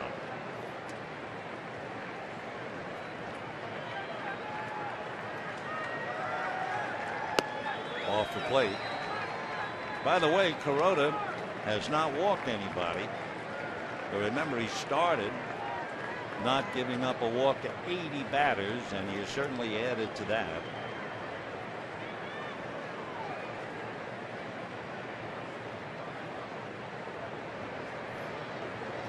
One and one. Lopez stole second base in the 2nd inning, and that was a shock. He did not have a stolen base this year. That is not really part of his game. It looked like it was a hit and run play, but Gutierrez took a strike. 2-1.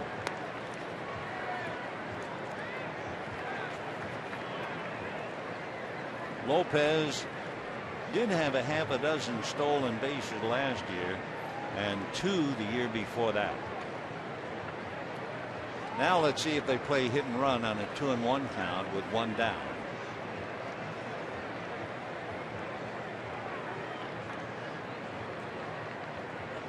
Dodgers think maybe so. One of the things is, like before a battle, you check the opposing general. Don Wakamatsu likes the sacrifice. The Mariners lead the American League in sacrifice bunts. Of course, you're not going to have it here, but he does like that bunt.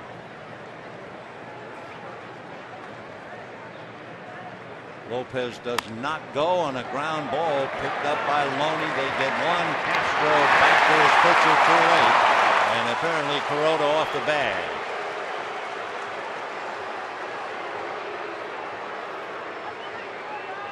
So a 3-6 force play.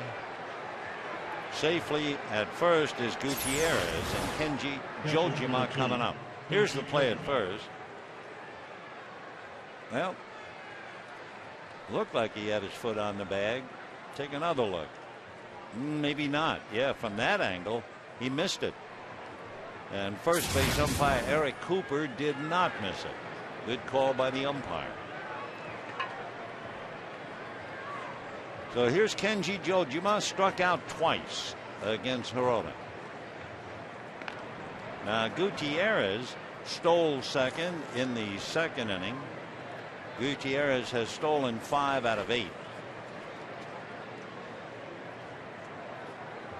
Fellows to do the base stealing and are very good at it. Beltre has stolen 9 out of 10. Chavez has stolen 9 out of 10. Suzuki has stolen 13 out of 18. They're the primary runners.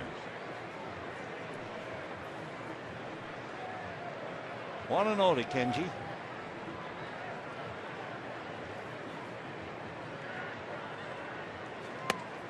Fastball got the inside corner. 1-1.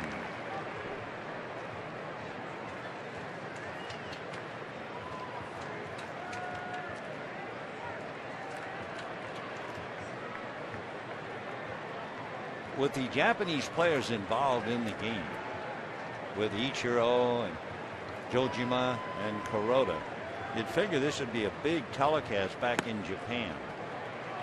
And they are very frustrated in the baseball world because there's tremendous interest in this game. However, Japanese television on this Sunday is dominated by golf. 2-1.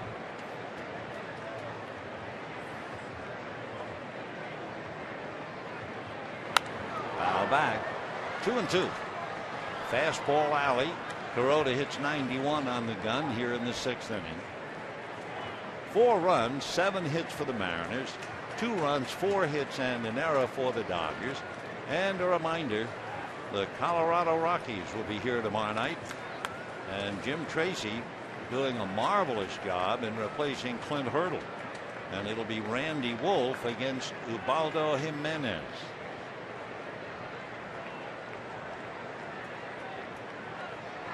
Jimenez and Wolf Monday night, Jason Marquise and Chad Billingsley Tuesday night, and then Wednesday, remember, a 12-10 game. That'll be Jason Hamill and Clayton Kershaw. 2-2 to Kenji Jojima. Still up there 2-2.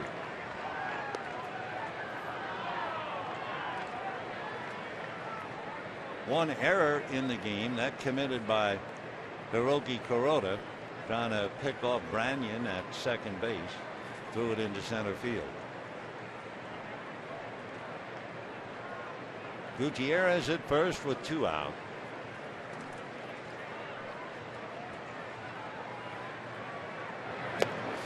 Down and dirty, 3-2 the count. So again, Kuroda close to walking the batter, went 3-2 on Gutierrez in the 2nd inning, and now comes back right on the edge, 3-2 to Jojima.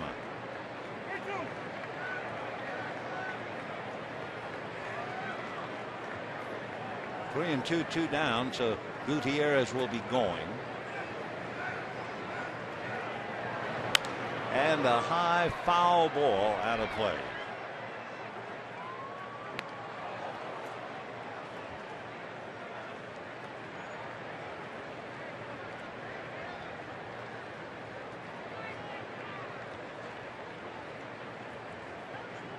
Brent Leach gets up down in the Dodger bullpen. So Kuroda has gone over 100 at bats without walking the hitter. And there's Leach heating up. Gutierrez goes, and the pitch is stroked in the air to left to Juan Pierre. No runs, 1 hit, a man left, and at the end of 5.5, it remains 4-2 Mariners.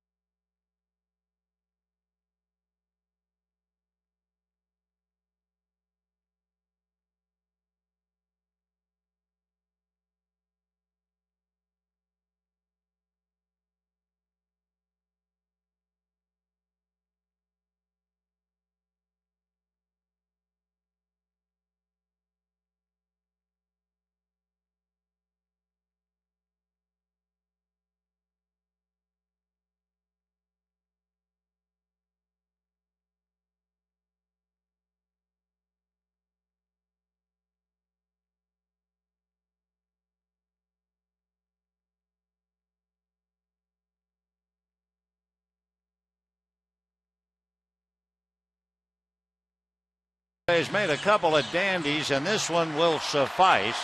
Looked like a sure base hit, and Adrian snuffs it out. A brilliant play on a ball hit by Russell Martin. And as we mentioned, Beltre, who will undergo surgery on Tuesday for a bad left shoulder, bone spurs. So this will be his last game, probably for 2 months at least. Crowd getting a big kick out of a fan dancing in the aisles. Brings back memories of years ago when we first went to Montreal. There was a male nurse in Montreal who went to every game, danced to French music every day or night. Wonderful sight.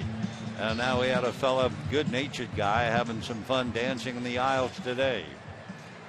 Not too hot to dance. 4-2 Mariners, and it'll be Casey, Blake, James Loney, and Russell Martin against Miguel Batista.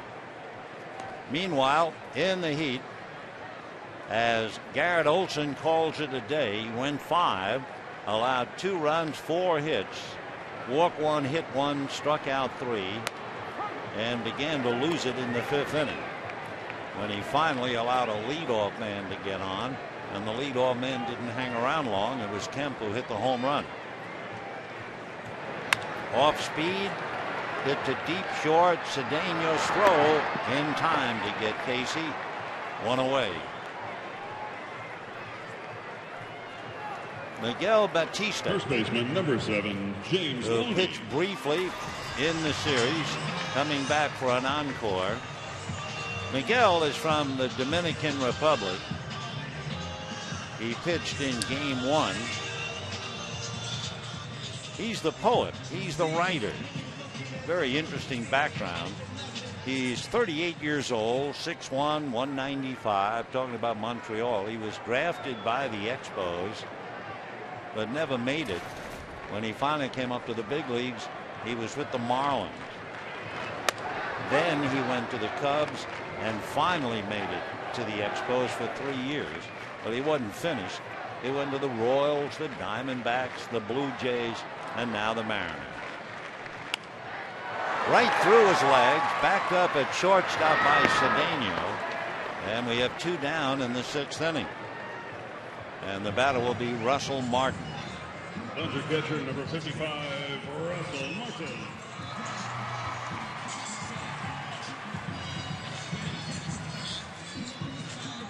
Well, Russell Martin doubled and lost a play on that spectacular performance by Beltre.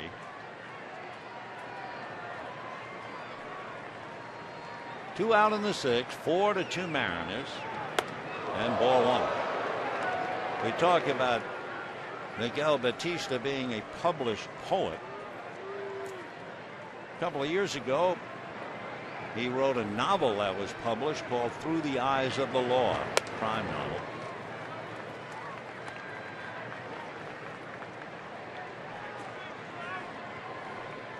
Martin hitting .248.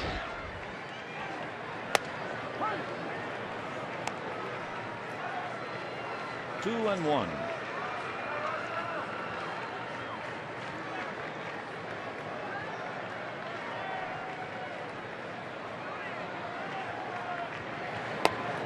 Batista is very much of a thinker out there on the mound. In fact, they were examining his locker a couple of years ago.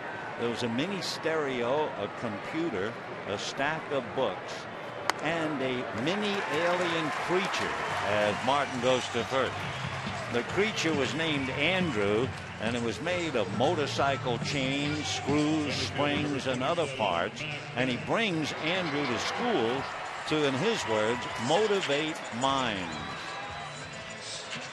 And as Bob Brenly, who was his manager for Arizona a few years ago, said, I've never been around anybody like Miguel Batista. He's a refreshing breath of fresh air. He has opinions on everything, and he's extremely well-read, well-spoken, and a very thoughtful human being. You don't hear that very often in talking about ball players, but that's Batista. Matt Kemp flied to right and homered to right center. Matt hitting .313, 10 home runs, 41 runs batted in, and there goes Martin on a foul ball. So Martin will have to come back and try it again. Russell, by the way, has stolen 7 out of 10.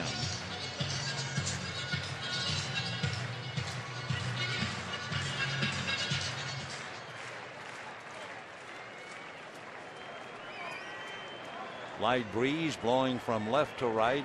Very welcome, I'm sure, especially for the people in the right field pavilion. There goes Martin again. The pitch is low. Jojima's throw is down there in plenty of time. So Martin is erased easily. 2-4. Good, perfect throw by Kenji Jojima. And it's still 4-2 Seattle.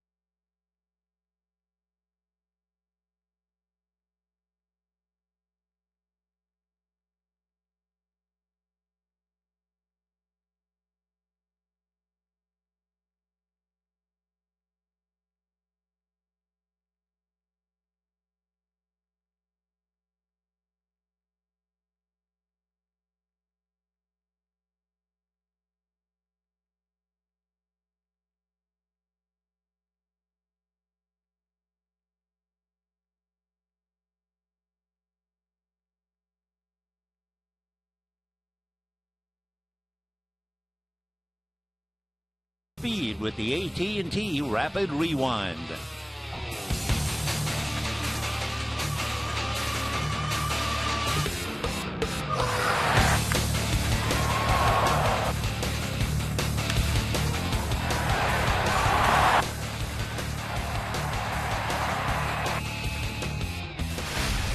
AT&T, the nation's fastest 3G network. AT&T, your world delivered. 4-2 in favor of Seattle as we go to the 7th inning. Ronnie Cedeno will start it off and probably reach Kuroda with a base hit. For Cedeno, a long time coming. He was 0 for the series until he gets that base hit. Now Batista will be coming up, taking a slow walk while looking over at Bruce Hines. Batista has not had an at-bat this year, but of course with his experience in the National League, he's been around.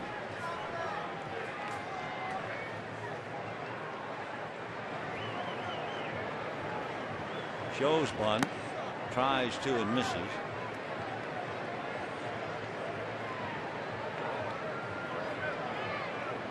Four runs, 8 hits for the Mariners, 2 runs, 4 hits for the Dodgers. For Kuroda, this figures to be his last inning one way or the other. He's due to bat third when the Dodgers hit in the bottom of the 7th. 0-1 to Miguel Batista.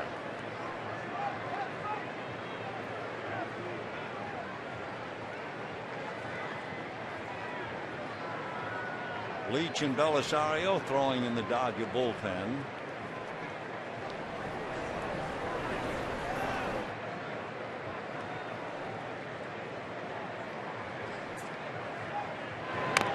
The bunt is foul.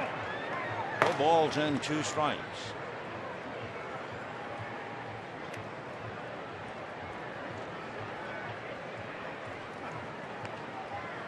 Mariners scored a run in the second inning. Lopez stole second, and Gutierrez singled him home. Mariners came back with 3 in the third as Lopez doubled in a couple after Beltre had singled in one. Dodgers finally shaking themselves in the 5th inning. Home run by Kemp and a couple of more singles and a scoring fly ball. So it's 4-2 Mariners, and we're in the 7th inning. Kuroda has faced 106 batters now without a walk. Came in with a string of 80, and he's faced 26 batters so far today. When you think about it, that's really amazing.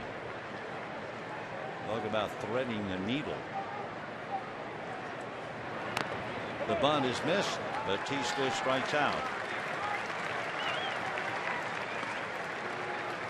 5 strikeouts for Kuroda. And the batter will be Ichiro. And now Joe Torre coming out of the dugout, and it looks like he'll bring in Brent Leach. Brent Leach was brought into the game in the 9th inning to face Ichiro last night, and Ichiro fouled out to Russell Martin. So we'll see what happens second time around, and we'll be right back.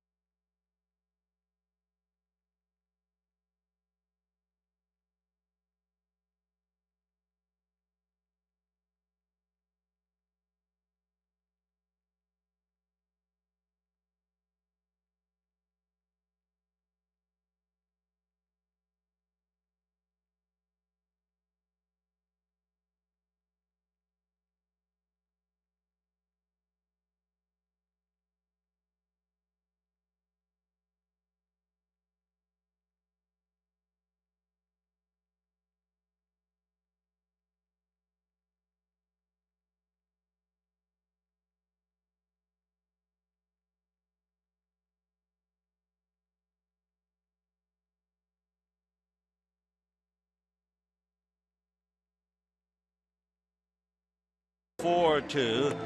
He does not face Ichiro for the 4th time. Ichiro was 1 for 3 against him, just an infield single. But now the left-hander Brent Leach has been brought in to get Ichiro, and then Branyan.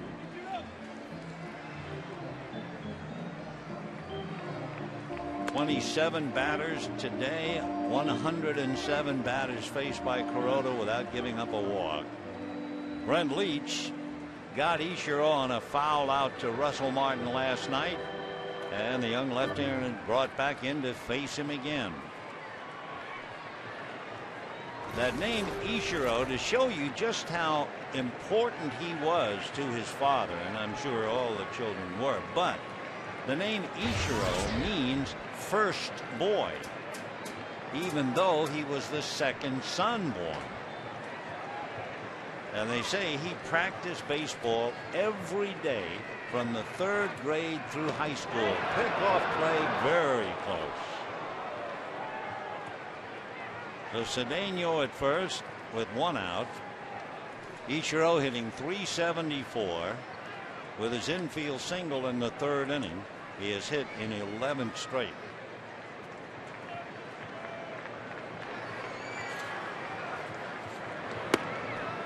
One ball and no strikes.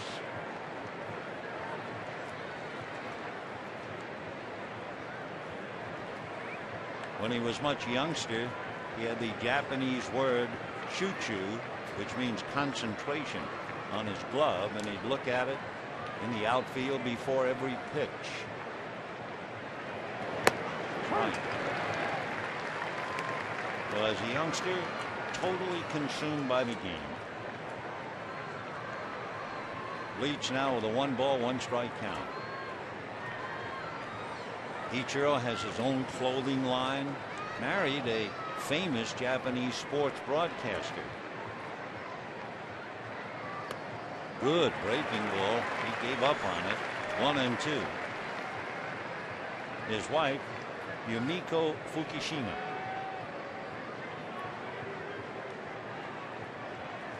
Such a big deal when they were getting married. They came here to Los Angeles to avoid the crush. Little ground ball to third. They get one. No chance at first. So the force play 5-4. Ichiro is 1 for 4. And the batter will be Russell Branyan. First baseman, Russell Branyan. Branyan flied to left. They let him swing 3-0, and he singled to left in the 3rd inning. Then he grounded out in the 5th. Russell hitting .303. Hit his 19th home run last night.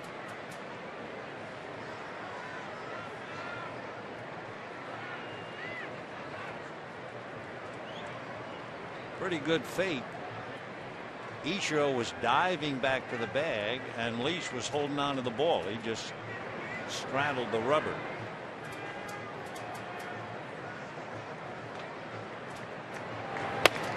And ball 1. Dodgers dig in for the arrival of the Colorado Rockies.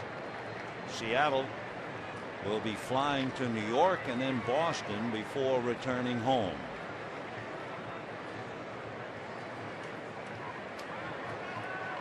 Ichiro with 13 stolen bases, so they're going to watch him very carefully. It's 4-2 in favor of the Mariners.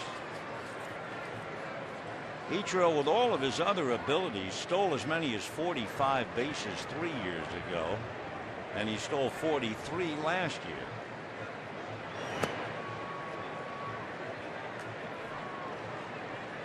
Two and 0 the count.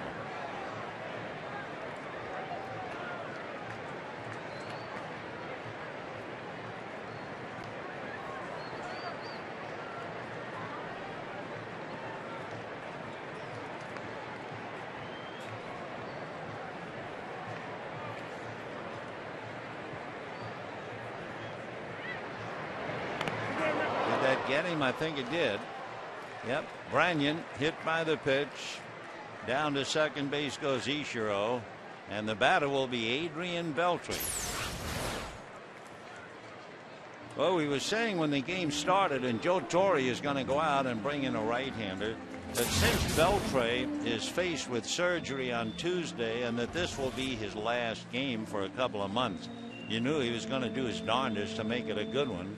And he not only had a base hit and a run batted in, he's made 2 superb plays at third, and he has yet another chance to do some damage, and we'll be back.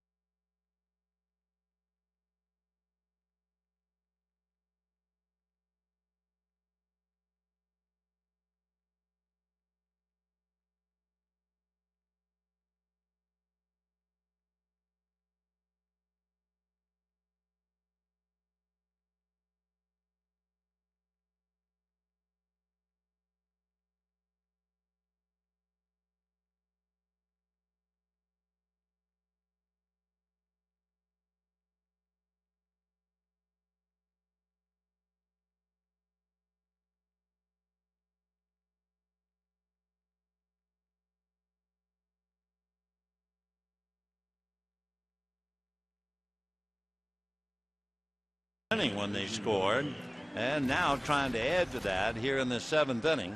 They have runners at first and second with 2 out. Ronald Belisario leading the team with his 39th appearance. Second among Dodger relievers in innings. He's right behind Troncoso. And Belisario asked to get Beltray and get out of the inning. Belisario from Venezuela, Adrian from the Dominican. Beltray is 1 for 3, hitting .260. And ball 1. Beltray fouled out, single to drive in a run, rolled out to short.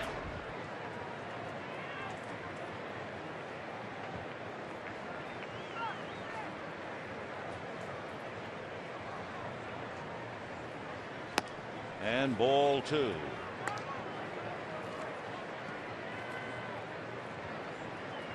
When Beltray went to the Mariners, they signed him for 5 years. Though Belisario is facing a veteran who originally broke in with the Dodgers in 1998. And ball 3.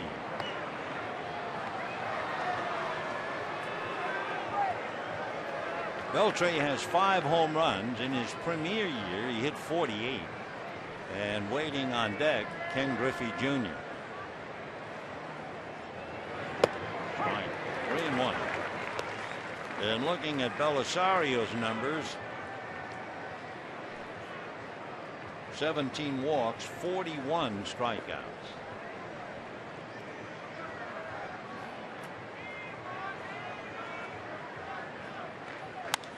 And lifted off first base. Loney over to take a look, but it's doubtful. Well back into the stands. 3-2 with 2 down, so the runners will be going. Ichiro from second, Branyan from first, with Griffey waiting on deck. Griffey, by the way, waiting on deck is 0 for 3.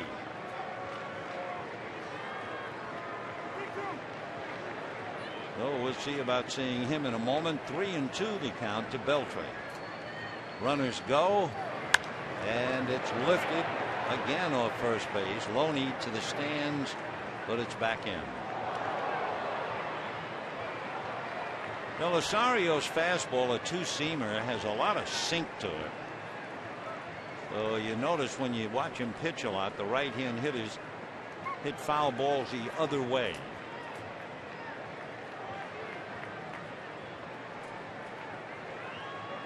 Three and 2 to Adrian Beltray. And that one's going to go foul. Beltray dropping his bat. Still 3-2. Adrian checking with Laz Diaz. Was it a strike? Yet on the next pitch, the hitter might very well go head to head in a violent argument with the plate umpire. 3-2. Ichiro at second, Branyan at first. 2 out. There they go. And it's a little roller to Loney. And he will do what? He will slide into the bag just ahead of Beltray. Loney wanted to give the ball to Belisario, and he was afraid that Belisario was going to get to the bag too late. So at the last minute, he slides just ahead of Beltray. So no runs, 1 hit, 2 left. Crowd standing here in the middle of the 7th inning for God Bless America.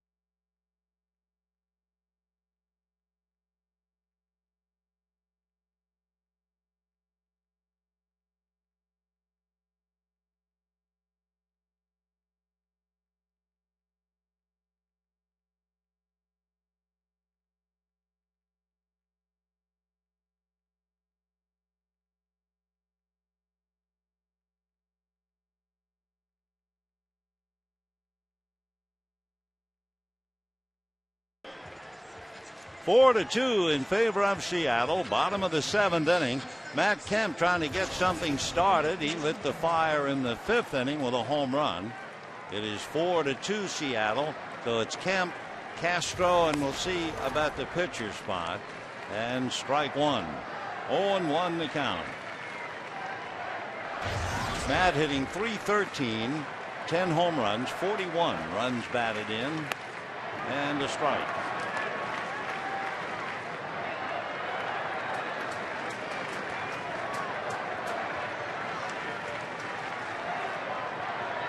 Kemp did not see Batista last night. Rafael Furcal is coming out on deck. Kemp did get a base hit against Batista in the 8th inning. Game 1. 1 ball and 2 strikes. All the way to the backstop. 2-2 the count.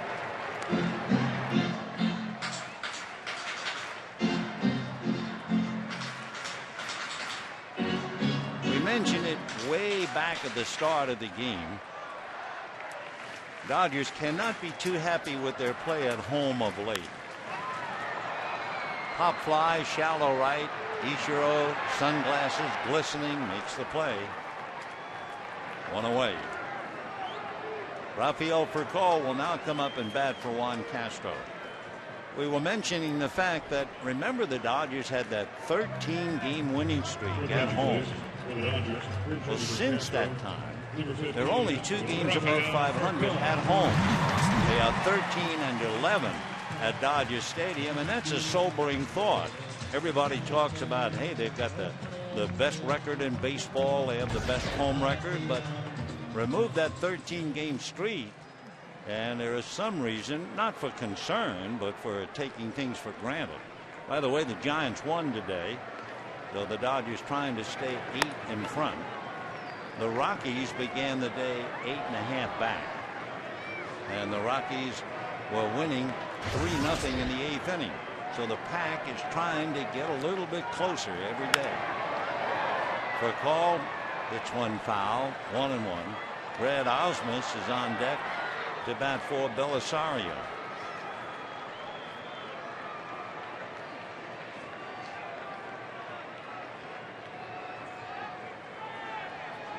One and one. Big bouncer over the mound, over second. Neither second base nor short can handle it. And Rafael will have himself an infield single. Lopez and Cedeno converging, but neither man had a play. So it'll be a single up the middle, and the batter now will be Brad Ausmus.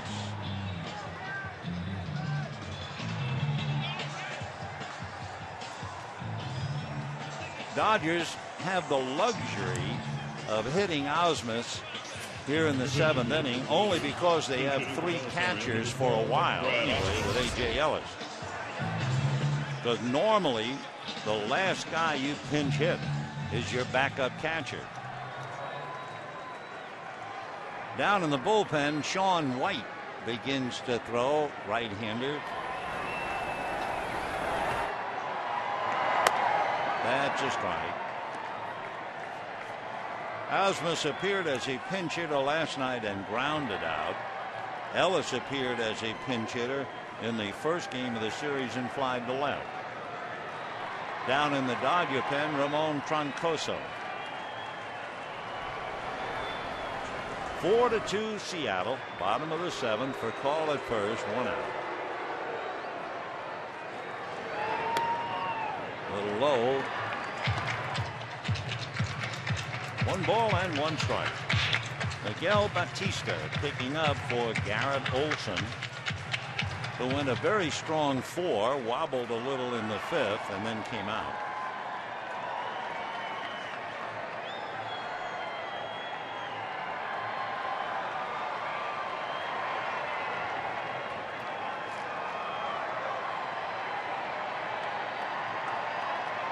Furcal goes, hit and run, foul ball down the line. Rafael has been a break-even base stealer, and that's not enough to just run a man. So when he's going now, it's part of a hit and run play. He has stolen 4, but he's also been caught 4 times. So we'll see if Boas sends another message and with a 1-2 count. Reverse that count, and you know they might play it. 1-2, another story. He's not going. Ground ball slowly, and Lopez only plays to first. So down to second goes for a call, and Juan Pierre will be coming up. Belcher's left fielder, Juan Pierre. Pierre lined out to Beltre, who made an absolutely remarkable catch in the first inning. Then Juan was hit by a pitch in the third and singled to right in the fifth. Pierre with 24 runs batted in, hitting .325. 1 for 2 today. Big bouncer right to Branyan, and that's it. So they leave for call at second, and at the end of 7, it remains Mariners 4 and the Dodgers 2.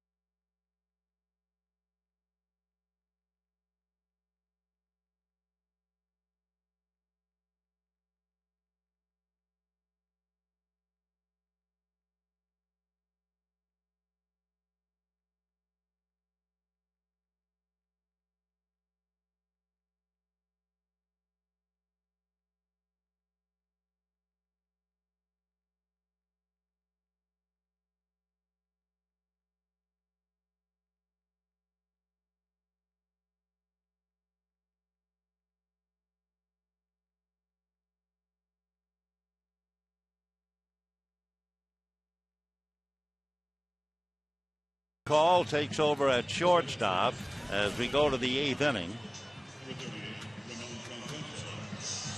Ramon Troncoso picking up. It's been Kuroda for 6 1/3, Leach for a third, Belisario for a third, and now Ramon Troncoso, who has pitched more innings in relief than anybody else, 47 1/3 to be exact. Troncoso has given up only 1 unearned run in his last 4 games since being pushed around a little bit against Oakland on the 16th.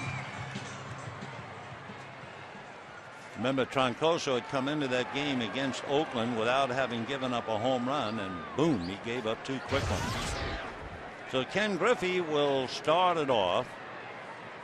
Griffey, Lopez, and Gutierrez. Griffey grounded out, popped up in the field fly rule, grounded out, and has not taken very many pitches. That's a strike. 0-1.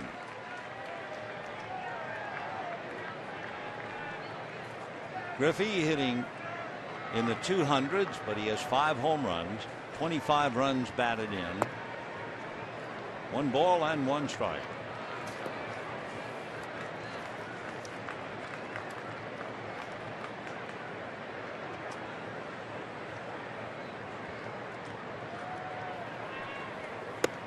Check swing. Oh, this at bat, he gets deep in the count now. 2 balls and 1 strike. From Donora, Pennsylvania, the little town that produced, among others, Stan Musial.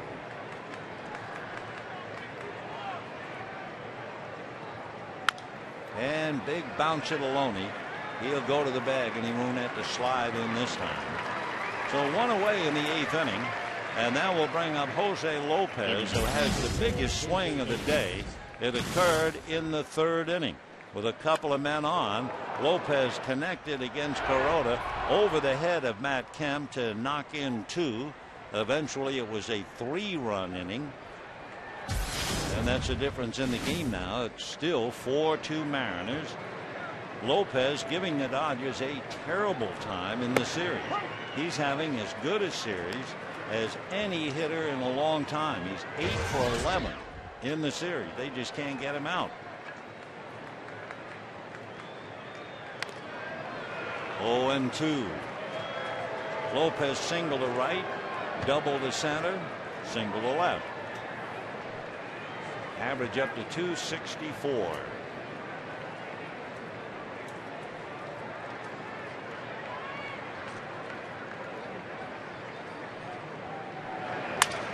Crack bat, ground ball, fair ball, long throw right on the money. Wow. Another terrific play by Casey Blake.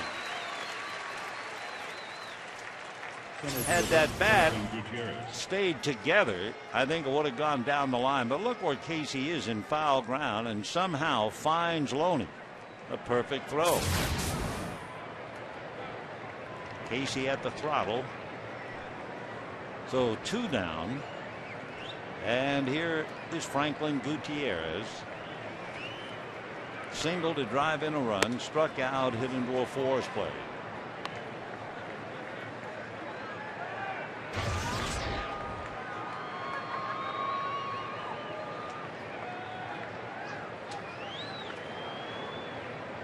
Paid attendance today, a little under 50,000.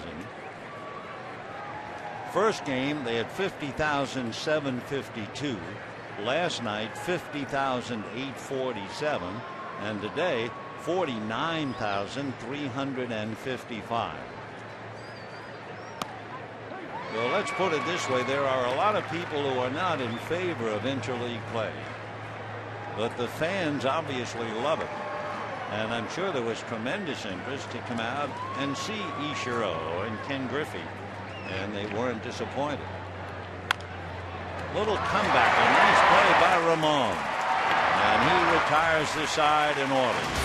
Go ahead into the bottom of the 8th inning, and it remains 4-2 Seattle.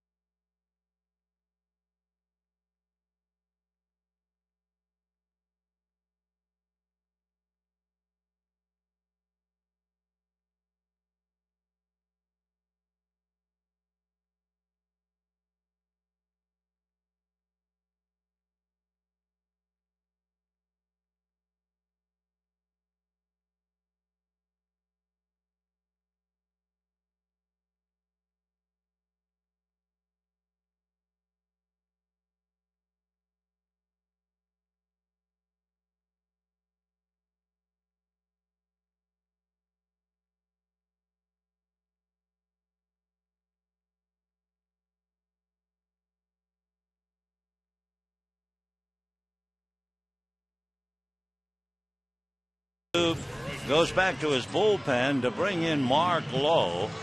Mark Lowe is a 26-year-old right-hander out of Houston, Texas, and he went to the University of Texas Arlington. Meanwhile, a straight-up move with Vladimir Valentin taking over in left field for Ken Griffey, and then Lowe taking over in the pitcher's spot. For the Dodgers, they will have Andre Ethier, Orlando Hudson, and then Casey Blake.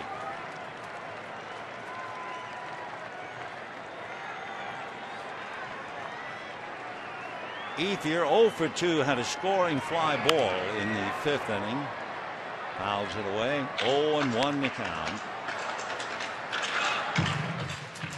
Book on Mark Lowe, fastball, slider, and a changeup. And you can bet Ethier was doing his homework when Lowe was warming up. 0-1. That's in there. Lowe, 26 years old, had arthroscopic surgery on his right elbow in 06 and again in 07. And then in 08, he took a spring training blood test and he was told that he had type 2 adult onset diabetes. So he spent the rest of the year trying to control his blood sugar level. He had rapid weight loss, occasional fatigue, lost about 14 pounds. He's fought his way back, and here he is carrying that personal cross, pitching in the big leagues. Mark Lowe. 1-2. 2-2. Kuroda, Leach, Belisario, and Troncoso. And for the Mariners, Olson, Batista, and now Lowe. Ethier just trying to get something started here in the 8th inning. 2-2. Fouled away. When you match up the earned run average for the Stabs, the Dodgers and Seattle are 1-2 in the major leagues.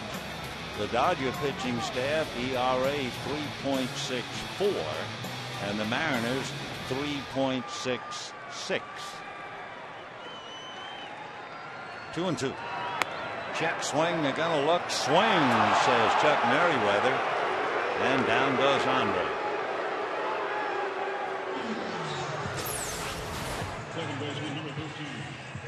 Trying to hold up on the pitch down and in. Rung up by Merriweather, the third base umpire. And the batter now, Orlando Hudson.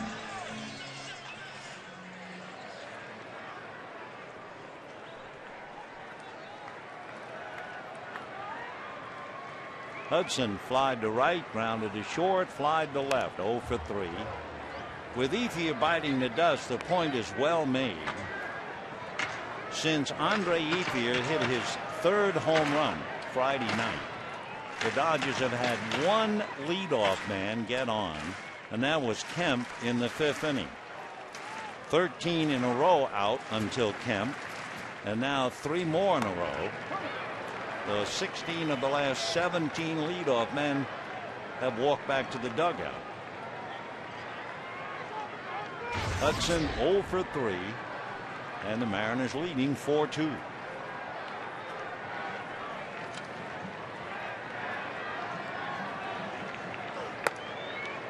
Dodgers have not had a winning record against the American League in Interleague play since 2004, when they won 10 of 18. Should they lose today, they will have split the 18. And Seattle will have won 11 of 18. 2-2. Seattle won 2 out of 3 here way back in 2001. They won 2 out of 3 here back in 2006. And they're trying for a repeat performance today and win 2 out of 3. 2-2. Foul tip and back to the screen. Rockies will be here tomorrow night. Rockies winning today, trying to make a move. Giants won today, so they're trying to move up. Dodgers have beaten Colorado 8 out of 9. But that was with Clint Hurdle as the manager. Now it's Jim Tracy. 3-2 the count to Orlando with Casey Blake on deck. And Mark Lowe trying to get some outs.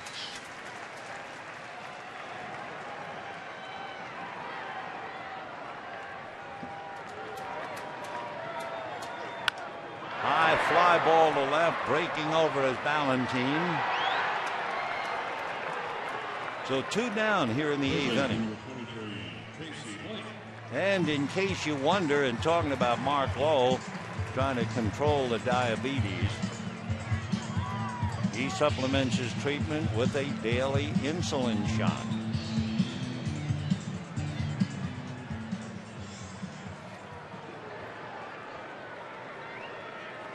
Casey Blake flied to right, grounded to third, grounded to short, 0 for 3.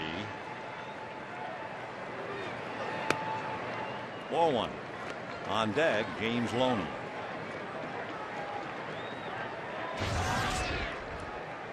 Randy Wolf and Ubaldo Jimenez tomorrow night. Then it'll be Billingsley Tuesday night, Kershaw Wednesday afternoon. Slicing foul ball down the right field line, out of play. 1 ball and 1 strike.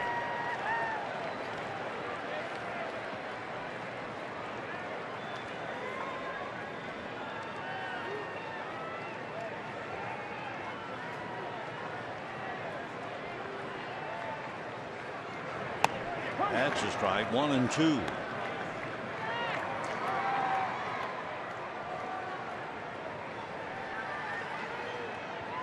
Mark Lowe in his 34th game.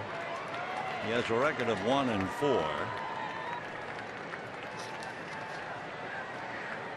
Breeze blowing out to right. Flags somewhat right angles to the poles, so that has to be refreshing for the good folks out there in the pavilion. A little more than a zephyr. 2 and 2. Little nubber down to get it is low. That'll be that.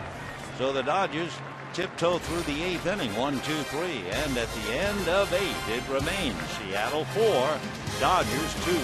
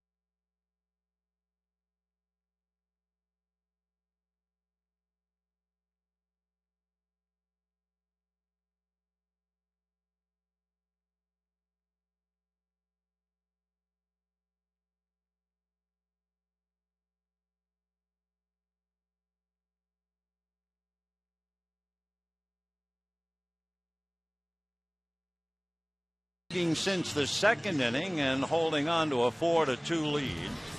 Seattle scoring a run in the 2nd and 3 in the 3rd.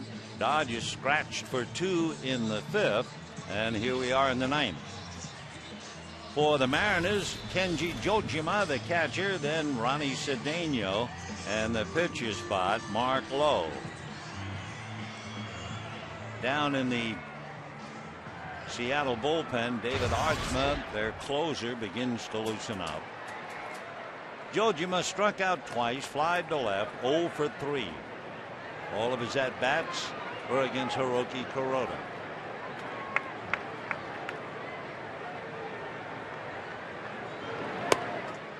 Ball 1. Kuroda, then Brent Leach, then Ronald Belisario, and Ramon Troncoso.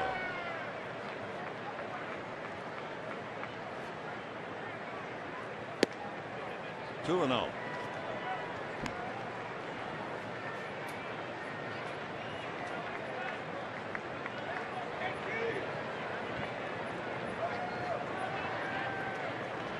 Bottom three in the lineup. One hit amongst them, a single by Cedeno. Fly ball to right field. Ethier's there. One out, top of the ninth. To look ahead, if you're not keeping score and you wonder about it, it'll be James Loney, Russell Martin, and Matt Kemp due up in the bottom of the ninth inning.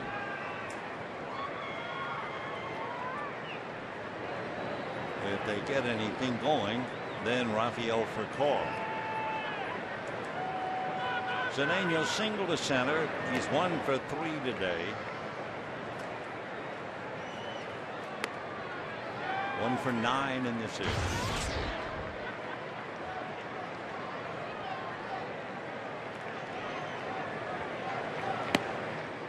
Sinker misses. 2-0. Mike Carp comes out on deck. He would bat for low.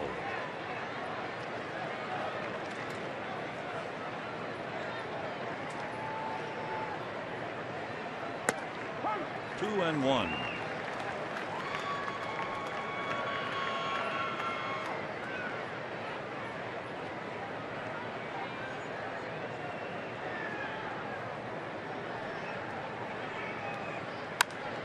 Fouled away. Cedeno had a good year for the Cubs last year. He hit .269. So far, however, hitting just .124 since coming over to Seattle in the deal.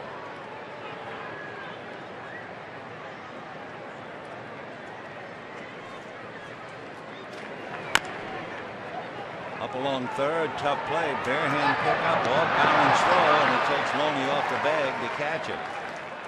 So it'll go as a base hit, and Cedeno is 2 for 4. Just a chopper. Blake was out of the play, and Troncoso late. Mike Carp is now coming up. Mike is from Long Beach and lives in Lakewood. This is his first appearance in the series. Attention, please, for the Mariners. 6'2", 215. Mike Carp. 22 years old. He'll be 23 on Tuesday. He was at Tacoma, and that's ball one. He went to Lakewood High School. He set all kinds of school records. He had 11 home runs his senior year. Damian Easley had the previous record. And he showed tremendous power. In high school, at the home ballpark at Lakewood, the outfield fence was 36 feet high and 440 feet from home plate in straightaway center. And he hit 11 his senior year. 1-0. And ball two, 2-0. He was originally signed by the Mets, but imagine he was signed in the 90th round. That's shortly before canned goods. 90th round. But good for him.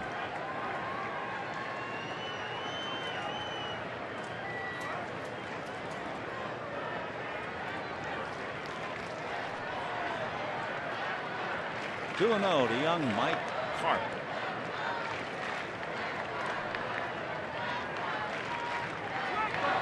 That's just right. 2-1.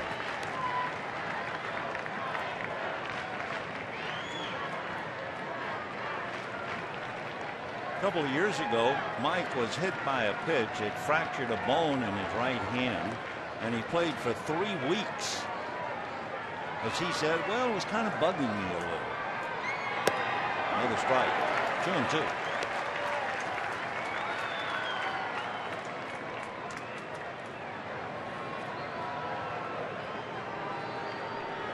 Two balls, 2 strikes, 1 out, 9th inning.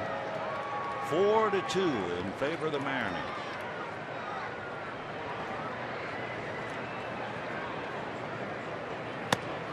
Chase one, maybe on the corner, maybe not. Down he goes. So Carp goes to school, and we have 2 down in the 9th. And the batter will be Ichiro.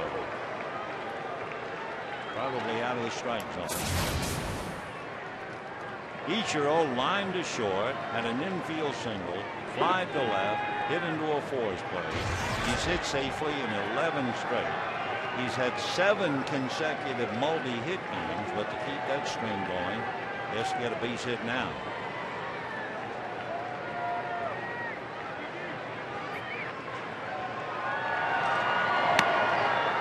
Ball 1.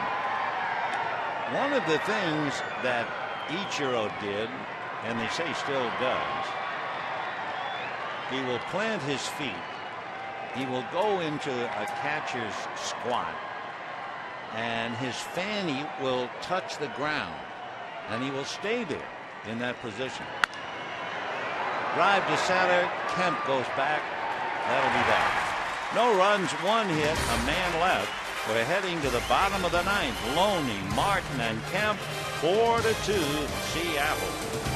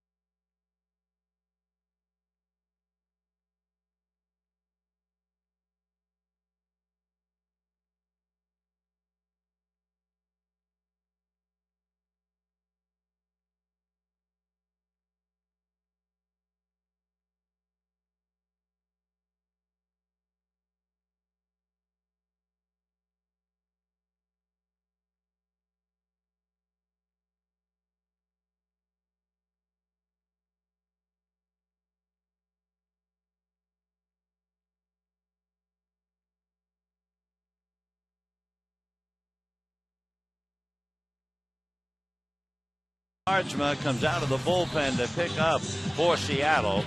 By the way, they say confession is good for the soul, and our apologies to the Mike Carp Marching and Chowder Society, along with family and friends.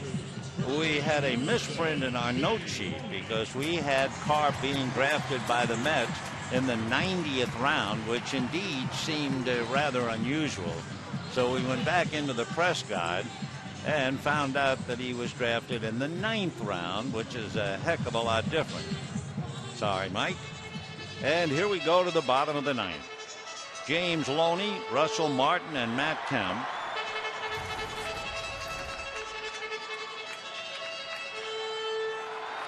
James Loney today popped up, walked, grounded to short, 0 for 2. He doubled against Ardsma inside third base last night in the 9th inning.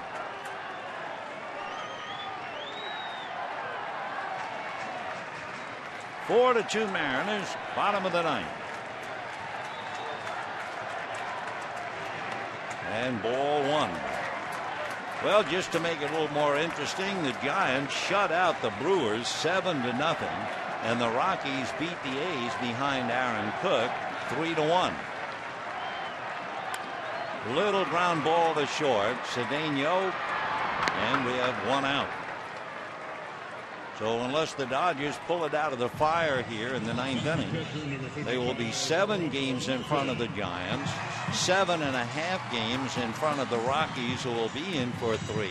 And as Garrett Olson could be the winning pitcher looks on, the other thought about the Dodgers at home, if you move that 13-game winning streak out of your mind, should they lose today, their record since the streak at home, 13-12 if they lose today.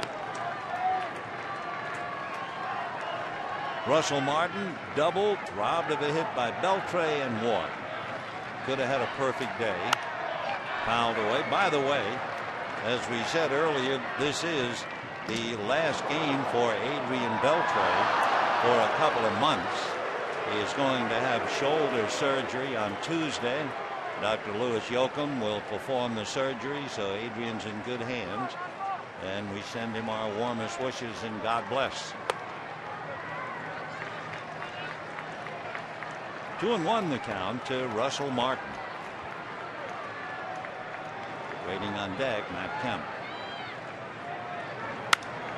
Fly ball to right field. Ichiro has to go back, turning now, and picks it off. So the Dodgers are down to their last out, and the batter is Matt Kemp. David Ardsman came in to close up shop last night. That gave him 15 saves. Now he's trying to put the lock on this one. Dodgers will welcome the Rockies tomorrow night. They have beaten the Rockies 8 out of 9 this year.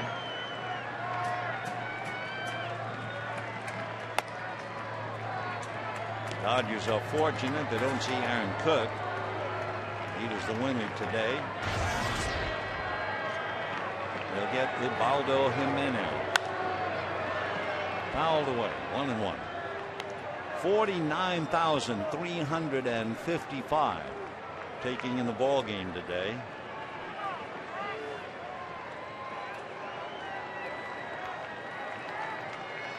One and 1-2. Good fastball in on the hands. He hits 93 on the gun. David Ardsma, he tops the list alphabetically. He's even ahead of the great Henry Aaron. AARDSMA out of Denver and Englewood, Colorado. 2-2.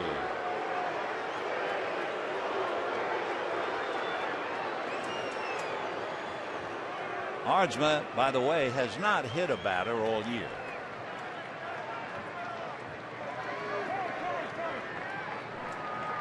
Ardsma was originally drafted by the Giants, a first-round pick out of Rice University. Also went to Penn State for a while. 2-2. With a good fastball, and that will be that. And for the Dodgers, they wind up breaking even 9-9 against the American League. The Mariners have won 11 of the 18 and will be back.